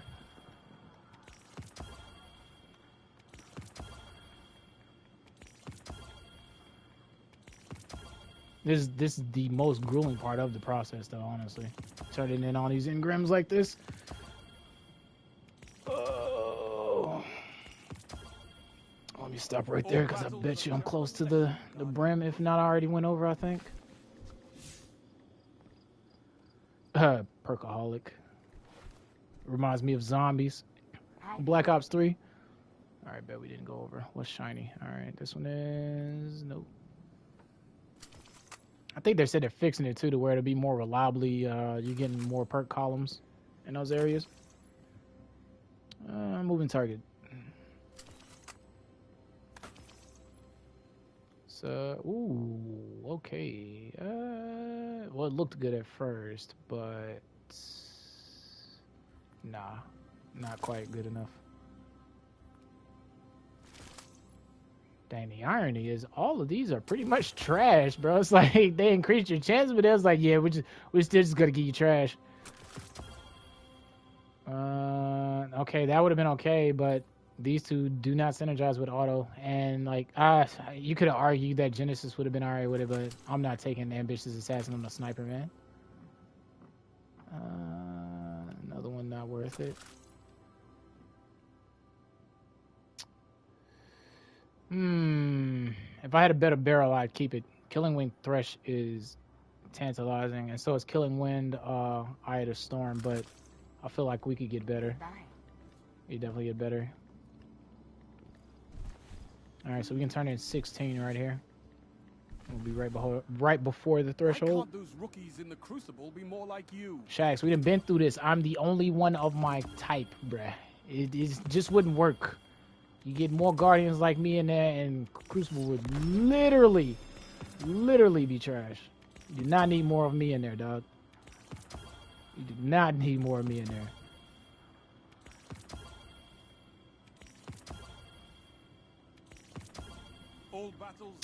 I keep forgetting to delete the actual weapons on my Guardian as well, but I guess it's good because if I do get something I actually want to replace in the vault, at least I know I have a space to move it. So.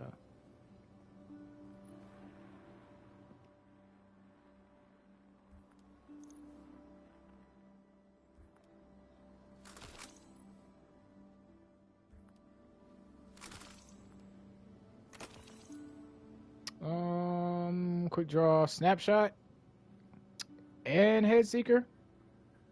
Maybe. Yeah, I think I can replace that one with a couple rolls that I got in the vault, actually. Feeding Frenzy, Adrenaline Junkie. Nope. I don't even care about the stat. If it's not Artifice Armor, I don't even look at it. We had such a really good, lucrative farm last week that I'm so happy that we was able to maintain our Artifice Armor and stuff.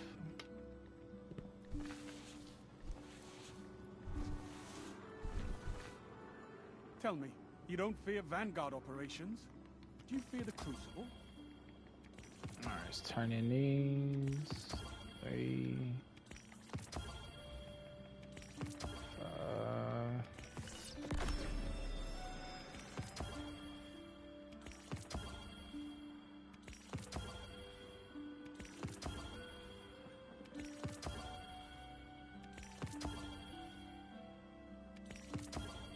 Alright, let's see what we got. Actually. Why can't those rookies in the Crucible be more like you? Well, the good thing is, Shax is the only one with over 100 freaking engrams on him. So, like, the other vendors should be really quick. I guess we'll go from order of highest to lowest. We'll start at Shax, go to Zavala. Who had less? Can't remember if it was freaking Drifter or if it was Saint. If it wasn't Quick Draw, I might have considered keeping that one. Okay, Surplus Thresh, Adrenaline Junkie. Okay. Rapid hit as well. Okay, with Thresh, I might. Killing Wind, trash that. Which one did this one have again? Surplus moving target. That's right. That's right. That's right. Yeah, that one might override it, to be honest. Nope. Triple tap Vorpal sounds fun, but if it ain't auto loading, I honestly don't want it. Grave Robber? Nah, I don't want it. Any type of Grave Robber, Stars and Shadow, to be honest. Killing Wind, Wellspring, Snapshot. Nope. I know I missed a sniper. I'll go back up to it in just a second. I want to go ahead and just work here while I'm on a roll. Dang, man. If only auto-loading would have dropped anywhere in here, that would have been perfect, bro. Tac mag, flared. I mean, not flared. Fluted mag, well. Reload masterwork. Let's see, surplus demo. I mean, guess I could make it work since it got demo, but nah, bro. It's honestly not worth it. You trying to slim down space. We ain't trying to pick up more loot. See, the thing is, I'm a hoarder, and I know I'm a hoarder, and I know why I hoard, right? Like, I can also accept the fact that it's like, I'll get rid of something. But my logic also is, you have 600 vault spaces. You should use at least 595 of them, right? Like, you're not doing yourself any favors by keeping your vault at a low level. You know what I'm saying? You're not getting no special damage buff. You're not getting no special ghost, no emblem, no reward. You might as well utilize what you have. You have 600 spaces. As long as you can swap weapons in dim, you're fine. Yeah, it creates moments like this when it's crunching, you got to delete stuff, but it also makes moments, unique moments, where you have a certain weapon for a certain situation that doesn't exist anymore. And it's stuff like that that makes the game a little bit more fun and engaging, in my opinion. Some could argue it could be FOMO. You could say that, but at the end of the day, if someone is able to get a gun that can complete the activity, I don't think it's FOMO. You're just missing out on maybe a not so similar experience, maybe, you know? But I definitely wouldn't consider it being as FOMO if you can get the activity done without it. Yes. Does it suck that it's not available no more? Yeah, it sucks. But is there things that can do if there are weapons out there that can do the thing just as good or close enough to it, man, I'm pretty sure you can find a lot of videos or a lot of guys that have some really unique and funky builds out there. And not even that, this game is set up to where a lot of things can work efficiently. So all that being said, I still like to utilize most of my vault space. So just an insight into the memory warehouse of your boy. Trash it. Again. Yep. Well, Shax, you're really making this easy for me, you know. Shax is like, you need to go to HA. Hoarders Anonymous. Get rid of your loot. You got too much. Trash it. Again, trash it.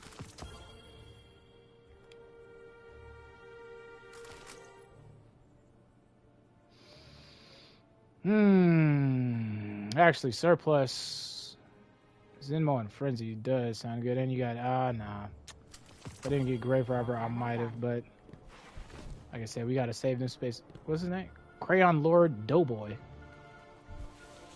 He must be talking to Drifter for a long time, dawg. Legendary Mr. Popo ain't left. One of our brightest returns. Yeah. Just give me the loot. We're gonna spend 15. We get down to 30. We'll go back to the vault again. They might have fixed that glitch though. Let's actually, you know what? Let's push the envelope. I don't want to lose that hand cannon that's in the first slot, but let's see if it does keep telling the message. It used to be where it only told you the message once in that tower instance, and then like it would just overwrite your stuff without telling you your postmaster's full. They might have patched that though. I said 30, so that must have been 15. Let's give it 26 to 25. Alright, let's check after 25. Yeah, let's check. Make sure we didn't go overboard, because I got a feeling we may have. Even for a cryptarch. Well, yeah, we definitely went overboard.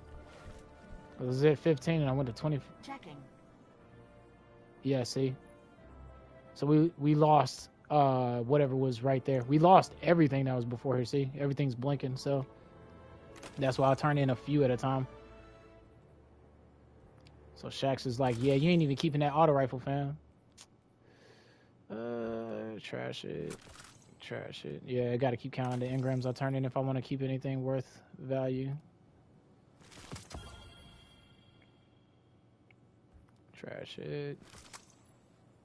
Surplus. Nope.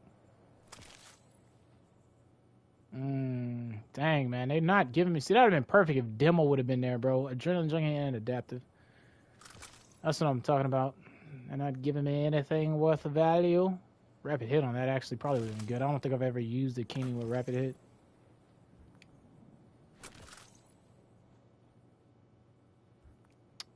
Shax is just like, I'm not giving you Demo, bro. He's just like, that's just not happening.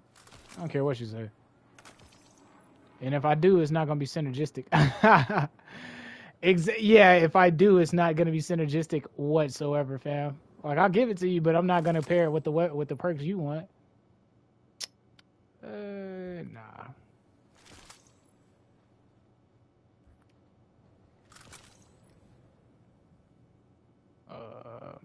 This one actually might be worth keeping. Got the Stability Masterwork, Thresh, and Kill Clip. We'll keep that one for now. Trashing that just because I didn't see Demo, and I don't care. Well, we're back down to 2, so I guess we can turn in 19 engrams. Yeah, I'm gonna have to be real careful with that stuff. I thought it was patched. I'm glad I tested it now versus going to another vendor and then not having it set up ready. All right. So I said 19. We're at 25. That means I can turn in 16.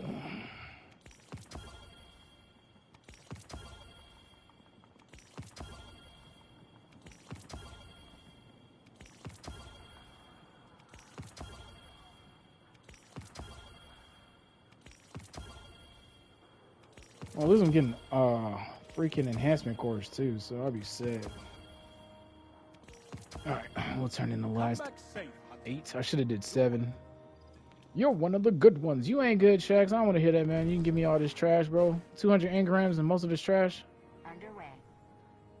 Thought we was cool, man. Thought we was at Twilight Gap together or something, man. What's going on here? What happened to me in the Red Jacks? Trashing it. Trashing it. Okay. This one is actually pretty decent. All the way around. I'd say Slot Shot is the weakest one, but still, I can make that work. Well, our dreams of getting a replacement Frozen Orbit does not look like it's going to happen. I mean, Snapshot, auto-loading, but no Vorpal. Clown cartridge, box breathing. Nope. Trashing it. Trashing it. And trashing it. Alright, last set of our Shax and engrams, and then we shall move on to our next vendor. So basically, Shax gave us nothing. Worth keeping anyway. I mean, technically he did, I just overrode it. But still, I would have been happy to keep that auto rifle. It would replace a few things, but it's okay. It's not like I'm gonna lose any sleep over it.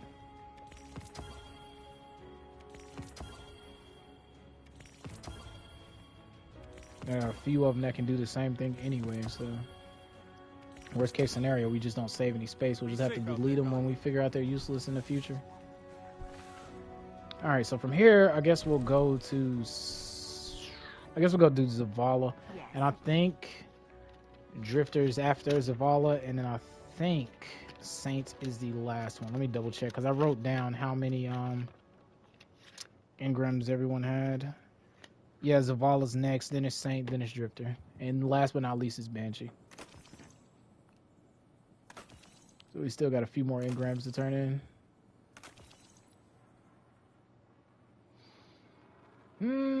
Killing Wind, E-Cap, nah. Nah. Alrighty. It makes it easier too, knowing that these guys aren't these weapons aren't gonna be used for champion mods next season. Alright, you bald big blue beauty. Tell me you got something good for me. Good to have you back. 69, let's break the ice. Okay.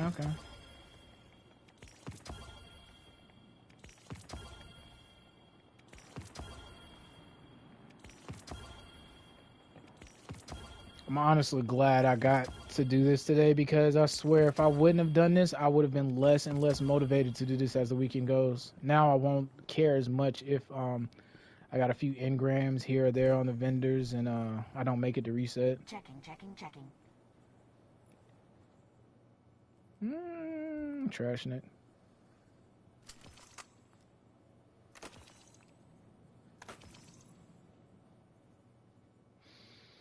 Got to remember, pulse rifles are part of the thing next season, but none of this looks interesting. Like, I mean, Subsistence Dragonfly is cool, and so is Subsistence Rampage, so I guess. Killing Wind Frenzy, and Moving Target Frenzy, and Moving Target Snap, and Encore. Okay, so, alright, man, he's already giving me better returns than Shax did. Already. No, not worth it. Not worth what I got. Like, Focus Fury is cool and all, but there's Vorpal Weapon. And 9 times out of 10, if I'm using Focus Fury, I should be using Vorpal Weapon.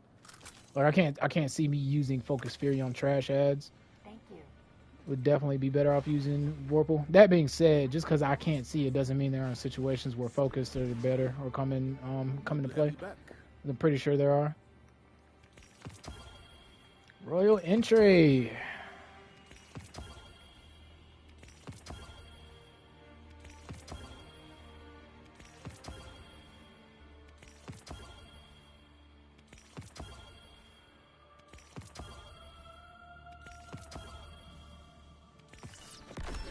We're getting close down to the wire.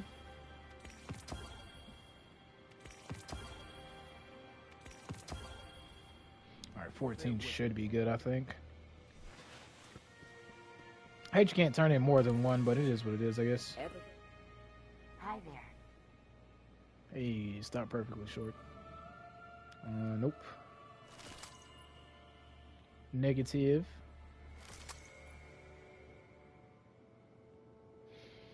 Not even. No, sir. If it ain't blinding, I don't want it. Spike is good and all, but have you ever blinded a room full of enemies? Overflow Harmony's good. Overflow Kill Clip kind of clashes. However, Surplus Kill Clip. I know I have a Surplus Kill Clip rolled in the vault, so this one actually might be replacing the other one. What's this one coming? Killing Wind Frenzy too. Okay, so we'll hold on to these two for a minute. Because I know I got an Overflow Swashbuckler as well. I need to see if I got a Harmony roll. Because that one, I can delete one and replace maybe two. Trashing that. Grave Robber, Ad Junkie, Frenzy. Nah, I can't see me using a melee build. All damage boosting perks, but couldn't see me using it. That's blinding, but no auto-loading. Field Prep's cool. Multi-kill clip's cool. But not for me, sir. Nope. Got a better one. Alright, man, this is actually better than I thought it was. I thought I was going to have such a big problem trying to justify keeping stuff or deleting stuff, man. This is actually, I'm actually happy. I'm happy. Alright. Good luck out there. Don't you say that, woman. Good luck. Not to me. I don't believe in luck. I believe in destiny. Nah. Alright, 4, 5.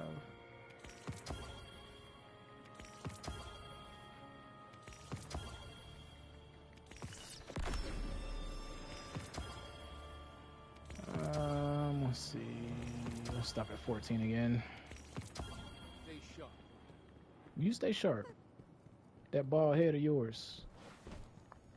Alright, let's see. Hi there. This is the only tedious part, to be honest. Oh god, I'm gonna have to. I just realized I'm gonna have to run all the way to Drifter. Well, at least I can teleport to Drifter. I'm gonna have to run to Shax though. We might do Shax before. I mean Saint. We might do Saint before we do Drifter, because at least with Drifter, I can just teleport to where he is. Saint 14. I gotta run all the way down there and come all the way back up. Nah, too many similarities with the other role that I had to drop. Surplus Thresh. I didn't even realize that thing can roll with Thresh.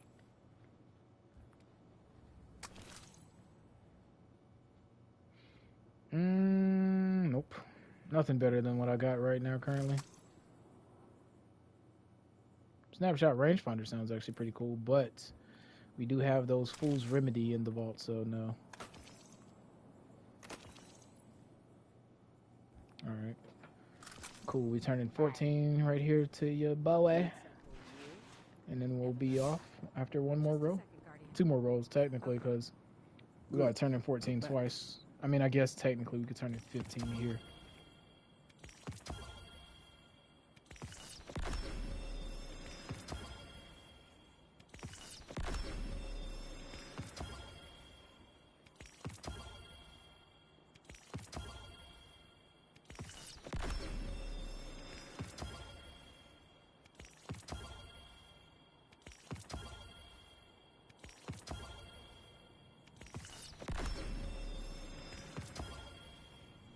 Well. To the front, Guardian. See, I don't get it. He told me that time that my pulse was full, but last time I did it, it was like, nah, bro, we ain't telling you nothing. Okay, royal entry.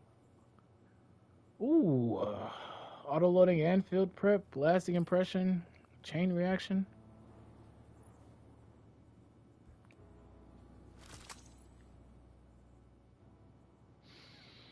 Moving target frenzy, wellspring, and thresh. That's actually a pretty decent. Yeah, but it's not good enough though. Moving target alone doesn't justify keeping it. Deleting that one as well. Let's see, surplus frenzy. This one is a decent one right here. Thresh, but new. Negative. Again. Again. Alright, it's trashing this one as well. See what these shoddy bangs coming with. Trashing it.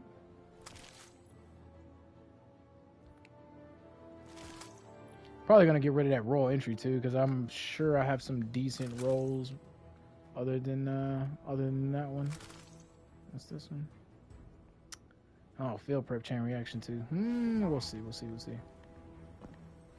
Eververse deals in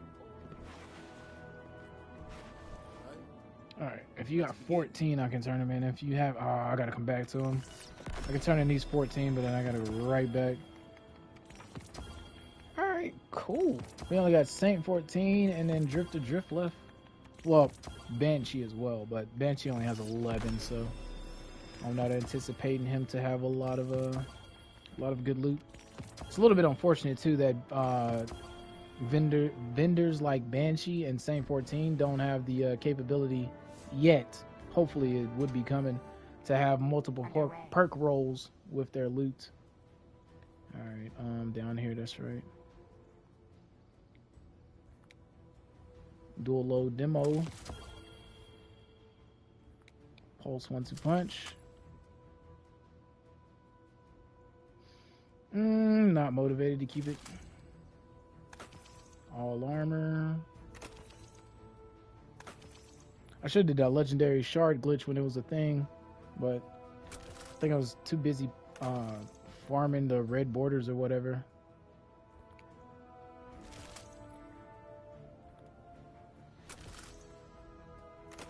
Okay. Goodbye. Last set for Big Daddy Z, and we good. Alright, so we'll go to Saint next. God, I'm gonna have to run all the way down there, and I gotta run all the way back up. Sorry, though.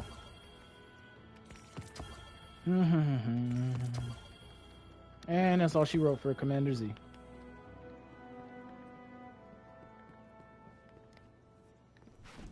Alright, let's see. Which were these? Were these worth anything? Were these worthy? Slash I feel prep demo, nope. Been okay if it came with Thresh as well. Outlaw, nope. Subsistence Harmony. Nah. I can't see a sidearm getting much use out of Subsistence like that, right? Alright, so what we look like that we're keeping, we're field prep, auto loading, lasting impression. That's decent. Overflow and kill clip. I think this is actually one that can replace something that I have in the vault. And then we got Killing Wind Frenzy. This one just looks good, right? Like this one all around. You got the choice of moving target, Encore, Frenzy as well. This one, I need to double check which one I got in the vault, but Subsistence, Dragonfly, Vorpal, and Rampage.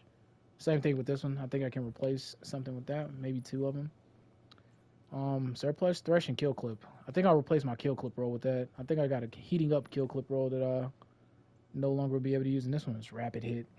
Let's delete this one. Yeah, let's delete this one. Cause like it sounds good, but I'm honestly probably not gonna use that 180, and they're probably gonna come out with a better 180 before I even work my way to Survivors. So just keeping it is just literally copium at this point. All right, so Saint means I got 6 up there. Means I can turn in maybe 15 here, give or take. Let's do 14 and play it safe. All right, what you got for me?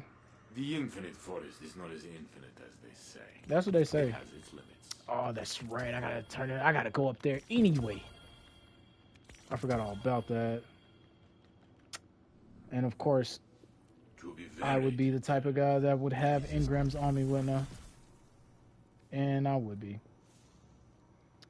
Dang, maybe we need to do Drift. Well, Drifter's the same way though, isn't he? Because Drifter gives you Engrams flat out. So let's not actually. Let's just stick with what we're doing.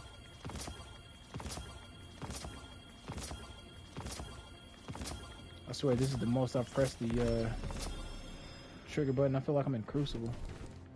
The way I'm spamming the button. Yes. Yeah. Done. Alright, red back. Nope. What's on this Typhon? Unrelenting Chill Clip. We're keeping that. Because I have a Steady Hands Kill Clip roll that I've been wanting to replace. I forgot my my character had ones on them. We'll check them later. Like I said, I want to leave a space just in case I need to swap anything. Moving target high impact reserves. Nah. Maybe if it came with fluted. Overflow Focus Fury. Nope. Demo Fragile. Nope.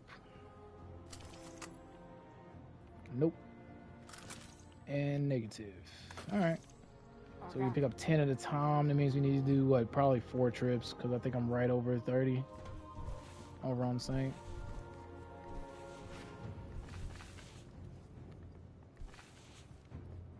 Hopefully I can get me a good Eye of Soul out of this and a perfect Burden of Guilt. Those are like the 2 things I only really want from Saint.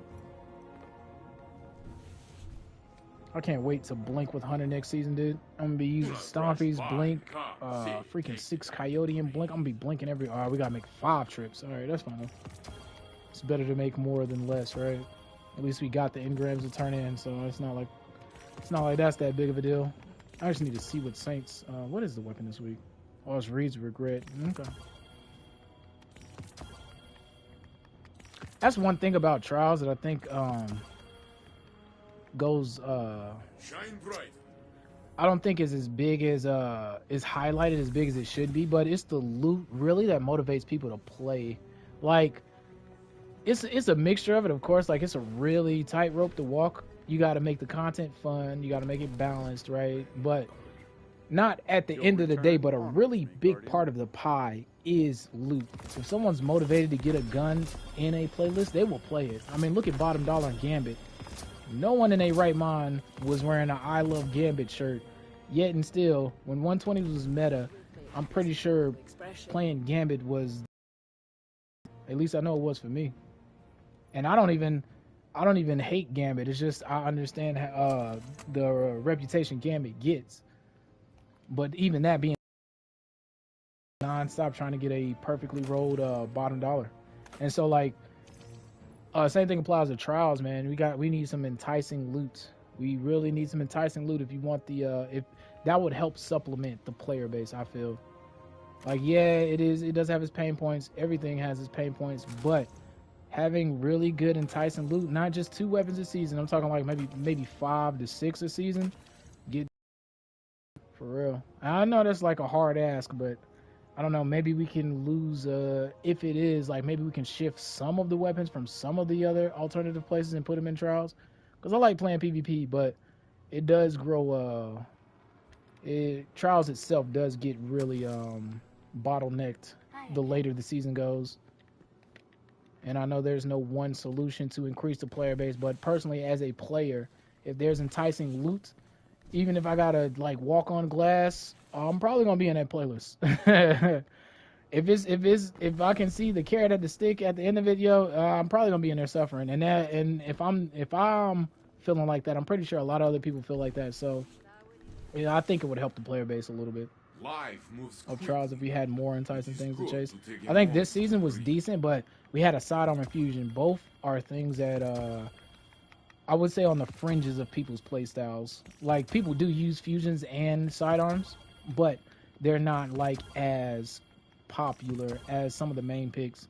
And we definitely need to make sure that we cover those avenues and stuff too. I'm just saying they should also I be search for Osiris for they should also come with they should be supplemented with stuff like that too.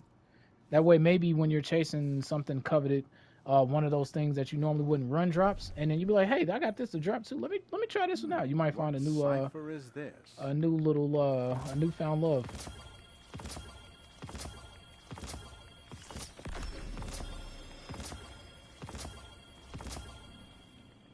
Because I'm just not super hype about personally not super hype about Aisha's. Hi The there. fusion's okay because it's something new. Stasis kinetic, but yeah, I don't know. Personally, what I would like to see, I don't know. Actually, I don't know what I would like to see.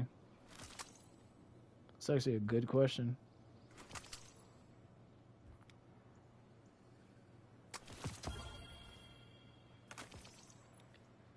I do always like the fact whenever they fill in a gap that doesn't exist though, like a weapon archetype and a element or sub archetype that doesn't exist. I always love when they fill it in, like especially like how they're doing with stasis right now. They're giving us all these varieties of stasis weapons that don't exist, from hand cannons. We just got our first 120 stasis. I think they covered all the hand cannons, didn't they? Yeah, IS Lund is a 140. Vulpecula is a 180. Something new is a 120. Yeah, I think they covered them all. Yeah, they sure did. So it's like now they can move over to another option. They can fill another will come facet back. that doesn't exist. Mules. Maybe a 600 stasis auto rifle or something like that. Or a legendary stasis trace, stasis glaive, you know, filling in the gaps. Yeah, because they've done 2 stasis pulse rifles now, so I'd imagine the next pulse rifle they do, if they were to do one, would either be a lightweight or a rapid fire frame stasis pulse. Since we have the I know how new it feels purpose to lose and the your syncopation. life, to be alone. I could definitely see them doing that in the future sometime. I mean, we got peace of mind, so it'll probably be a while before we get a rapid fire frame one, but a lightweight kinetics Guardian. stasis pulse Welcome. does seem likely.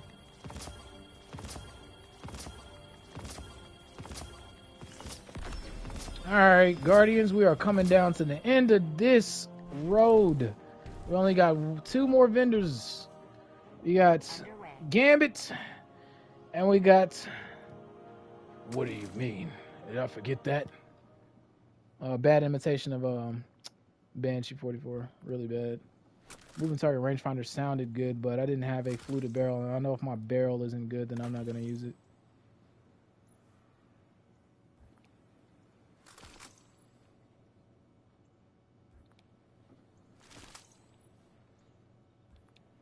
Shoot the loot Vorpal? No.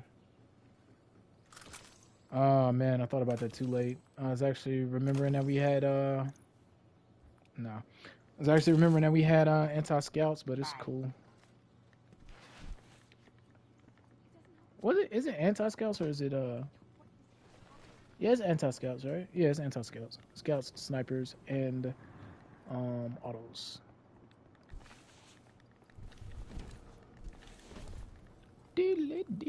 Deedly-doo. All right, last one, Saint, and then we can go see Drift to Drift. I'm actually probably just gonna teleport down to Drifter right now as soon as I pick these up. Save a trip, an extra trip anyway. Again. Ah, never mind. I thought I had only 3. I forgot I had 13.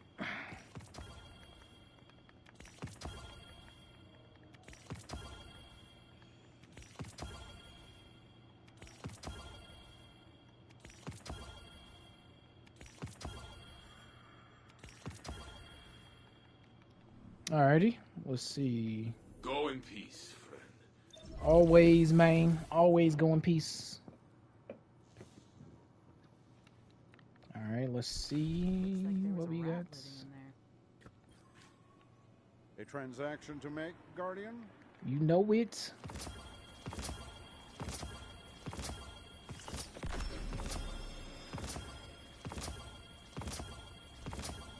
There we go, all those Aishas. Yeah, curious for next season what all the weapons going to be, especially the ritual weapon. Really curious to see what's going to pop off. E-cap, successful warm-up.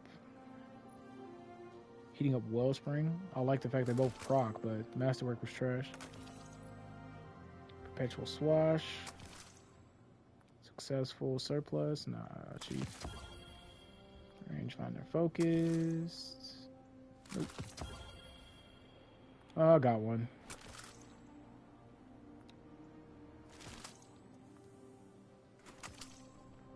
Alrighty. Heading down to the wire now. Oh, I tried to teleport. Last rip down here, and then we'll go up to see Drift to Drift.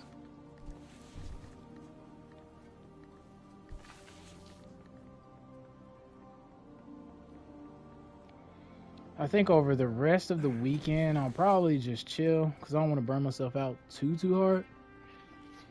So what I'll probably do is just theory craft some builds or whatever, just play casually.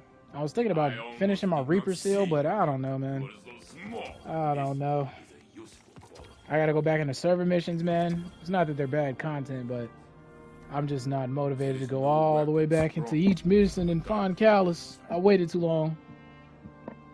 I procrastinated way too long on that one. I should have did it when I had some friends motivated to do it. With this final, the 11th hour right here, I just want to like chill, let my batteries recharge, think about some cool things I want to use. I might work on I'm probably gonna drop one more pre-build craft video. I'm thinking of doing that now that we know exactly like what the aspects and not the fragments in particular, but we know the aspects for the classes are going to be. So I have this build in mind. If you watched the previous stream, you probably know about it already, but it's the D8 combo, and the reason I call it D8, I'll explain it every time. Distribution Dynamo, one fits on your helmet, the other one fits on your class ability. Together they both add up to 8. Basically, use your class ability by enemy, you get a lot of super energy. So it's basically trying to create a build around getting your class ability quick, spamming your class ability around an enemy, and then getting your super pretty quickly. Now that we know that ionic traces are going to be a thing, I have a setup with two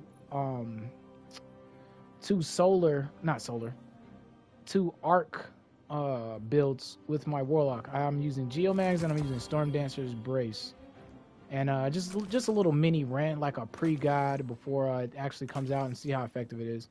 So like I got that thing on my list, and then I got like a what if theory, like what if Savathun sent her Lucent Hive to go resurrect Oryx, and that is going to be the theme of next season. What if that's how Oryx comes back into the fray? So I got like that video I kind of want to make, and then apart from that, it's like I said, I just want to be just collect my charge my batteries and whatnot. That was a pretty good it's a pretty good bottom dollar right there. All done, all done. All right, we can just teleport down there.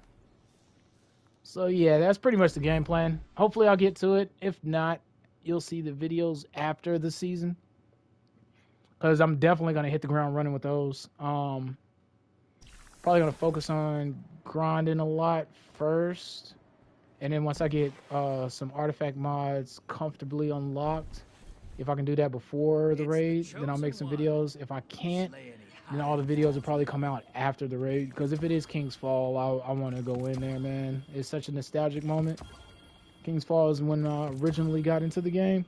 So, well, it wasn't the release of King's Fall. It was a little bit after. I'd say like probably like half a year before Rise of Iron. But yeah, man, King's Fall is the reason I still play this game to this day in a way.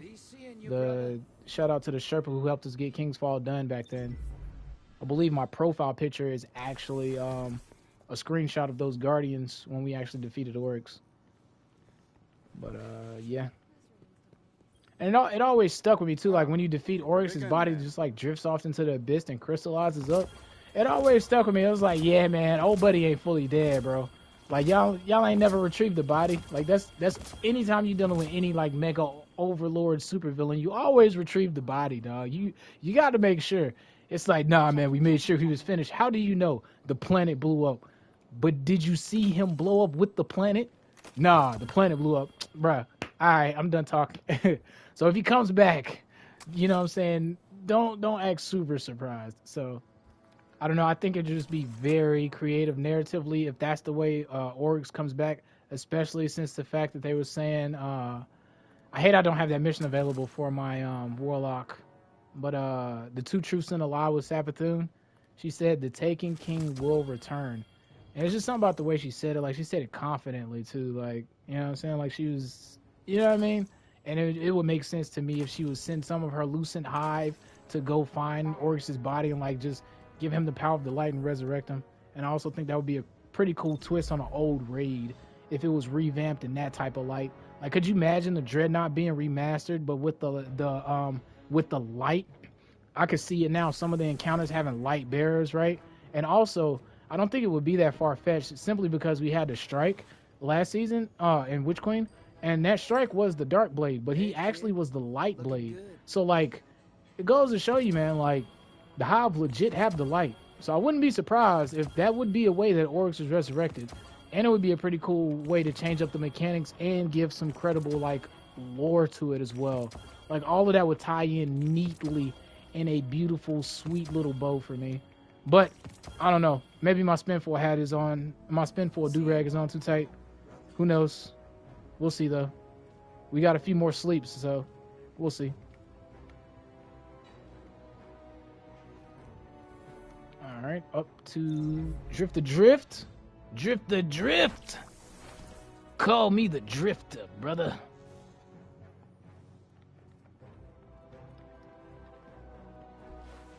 Oh, went the wrong way. Perhaps a barter is warranted. Perhaps a barter is warranted. I don't know, man. When you whisper to the void, does it whisper back? Thank you for them hair rods, though. Those are what I want to see. Bottom dollars and Herod Seas. I think I overrided my postmaster, too, just now. Oh, I bet you I did. Maybe I didn't. Okay, we're lucky. That's an Ascendant Shard. Not an Ascendant Shard, but Enhancement Core. Acknowledged. What's on this trash? Ah, shoot the loot headstone and tap as well. Too bad. I have a better one. Shoot the loot on that on an auto rifle though does sound interesting. This literally can replace the other one I have. Okay, this is perfect. Armor piercing works with headstone and one for all, which I have one of, so that one can definitely replace something. Killing Wind demo? Sounds enticing, but I don't have the space, buddy. Killing Wind Wellspring. Nah, I'd rather keep my Killing Wind out of Stormwind, man.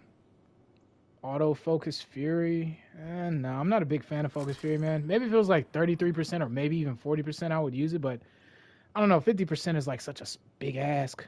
And it honestly, it's not, but it's the thought process to me of it, right? Like, I got to hit 50% of my crits. That's going to make me miss. Like, that's how it feels. Like, you want me to hit 50% of my crits, I'm going to get nervous and start missing, dog. Heating up. Headstone, Unrelenting. Nah. Hip Fry Grip was what kills that for me.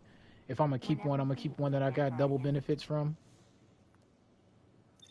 Alright, we are down to the almost end of the stream. Oh, I forgot I need to pick up all these too. So we'll pick up all of our stuff from the season pass as well. And then we'll probably call it a day, to be honest. Like I said, today pretty much wasn't no activities. I just really wanted to get this out of the way for posterity. I've been wanting to do something like this like every season, like at the end or the beginning of every season. And it always just like, I'll put it off. I'll do it to the last day. And then the last day comes, there's freaking maintenance, or there's something else I get busy tied up with doing. So it's like, you know what, today is XursDay. There's nothing really I want to get in trials. You know what I'm saying? Let me just knock all of this stuff out. I'm actually glad I did it. So hopefully we all can look back at this, or yeah, at any point in time in the future, and be like, dang, yeah, I remember those rolls. I remember that loot. Look how far it didn't came. Or hopefully, hopefully we be on that vibe. Back from the hunt, I see. I would hate for it to go reverse, and I don't think it will. Destiny looks like it's going in a really good direction. Really be interested to see any type of media they would come out with, like a show or a let me be careful because I almost think I did it again. Show or some type of anime or whatever, like a Bleach, Naruto, Dragon Ball Z type style anime, or any type of animation. I would be totally down for it. Because they have a lot of material to play with. They just need to execute it right. As long as they don't do it like Halo, I think we'll be okay. I mean the TV show Halo. 4th time's Unrelenting sounds good, but Hipfire kills it for me, man. And 4th time's actually synergizes well with High Impact too. But that freaking Hipfire, dude. I'll keep it in there for now, but maybe not. Shoot to loot, add junkie, multi-kill clip. Might get rid of my kill clip roll for this one, because add junkie and shoot to loot are pretty good. And like I said, I can proc it without having to worry about it. Trash. Backup plan is serves no purpose for me. Subsistence Unrelenting now. This is actually pretty good. Opening shot is trash though, but let's see. We got Heating Up Unrelenting, OFA. We don't have armor piercing rounds though. Unrelenting does sound good on the scout though, however. Trashing it. What's on his Herod? Trashing it. And what's on this? Trashing it. Killing when multi-kill clip sounds fun, but yeah. Alright, last few from the Drifter dude. And then we'll see how many, we'll look at how far we've come as far as our legendary shards and all that jazz. Cool, man. I actually expected to get, like, overwhelmed in loot and then have to, like, switch classes and then start struggling, trying to justify which roles to keep and then going through the vault. But, goes to show you, man, sometimes RNG is, like, drains from the heavens, and then other times it is complete trash and you get nothing you're looking for. It's better to focus. I would focus some of this stuff, but not for 100 legendary shards. I'm fine. I can wait another season. A-okay. Definitely gonna be using some of them Herods though. Tell you what, we'll turn in these two, and then we'll go turn in Banshees, and then that'll be all. Bed it up. There's a cloak. Oh man, you thought I was gonna be dead, bro? What kind of faith do you have in me, Cryptarch? Roll the ghoul. Slide shot, tap, surplus. Not as good as that max stability. Okay, so we can pick up 7. All done. And then he has 11, so we can do the first 7, and then we'll do the last 4. Sure. Alright, here we go. And I really don't have to worry about these because they're just world loot. And almost all of the world loot I have really good rolls of, so. Another thing, if you have not, go get you one of these Galus, please. I'm begging you. Overflow on this thing, you pair it with a Succession, with Reconstruction, you pair it with a Whisper of the Worm, you have a full anti-barrier, anti-sniper loadout. Also, there is the Thoughtless if you don't have the Succession. So you have 2 Overflow snipers you could use. Please do not miss this sniper rifle this weekend. And if you want to get this bow, you know, it's a bow. It'll help you with anti-barriers. But please get that. The Typhon, if you want it, if you lean into that Stasis Elemental Well build or whatever, because the Typhon will come in handy. And it is synergistic because it got the demo add junkie build. So you can make some things pop off with that. Focus Fury. Moving? Don't matter. I can craft it. Alright. Our last 4. Por favor. And I believe that's it. I believe that will do it. Guardian.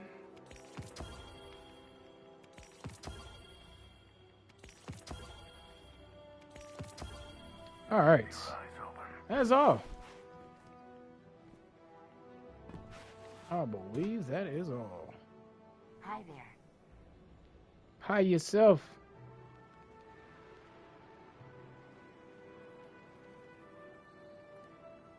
All right. Oh, subsistence headstone. Dang, it didn't come with armor piercing. Alrighty. That's all. So out of all those 367 engrams, apart from the few that I lost, so maybe add +4 here. What was good to loot to me is the surplus Thresh roll, kill clip, which I'm probably going to replace with one of my old ones. Killing Wind Dragonfly, I'm looking forward to this one because of the amplitude buff or whatever. Killing defeated targets with Arc will be able to make you amplified and all that jazz. And plus Subsistence, this looks like it's going to be really fun for Arc next season. Subsistence Dragonfly, same vein. But another bonus is that pulse rifles will also be an anti-champion capability, so there's a plus there. You have the Punching Out, Killing Wind Frenzy, Snapshot Moving Target, or Encore. Pretty good all around. Not really specialized in anything particular, but a lot of good perks that synergize together. Overflow Harmony, Overflow Kill Clip, Surplus Kill Clip, all be the other combination I would choose. Definitely going to work pretty good. I have 2 rows that are similar, so this will be like diffused into one. Don't know if I'm going to keep this one. I got to check my other characters. I'm pretty sure. I cannot remember what's on my other rows, but if I do have a auto-loading lasting impression one, which I'm pretty sure I at least have one of, it'll replace it because I like having the option to switch between field prep depending on what I'm running. Like if I'm running div, I like having auto loading. If I'm not running div, field prep is cool with me because I can carry more, especially if someone's using Aeons. This one, I'm gonna test it out before I keep it. Charge time, masterwork, can shoot it like extremely fast, but since I need to be on void, successful warm up, it might be something fun. And plus on arc, I get the handling boost. I need to compare this one with my other one to see if it's better. It's the same roll. I just need to see the barrels, range masterwork. Bottom dollar, probably going to replace something I got in there because this one got Eye of the Storm and Rapid Hit. And then for the PvE variation, I got 4 times Wellspring if I wanted to. Heating up OFA, definitely replaced because I got Headstone too. So if I'm in hardcore content next season, I need an anti-barrier stasis. I can use this combo.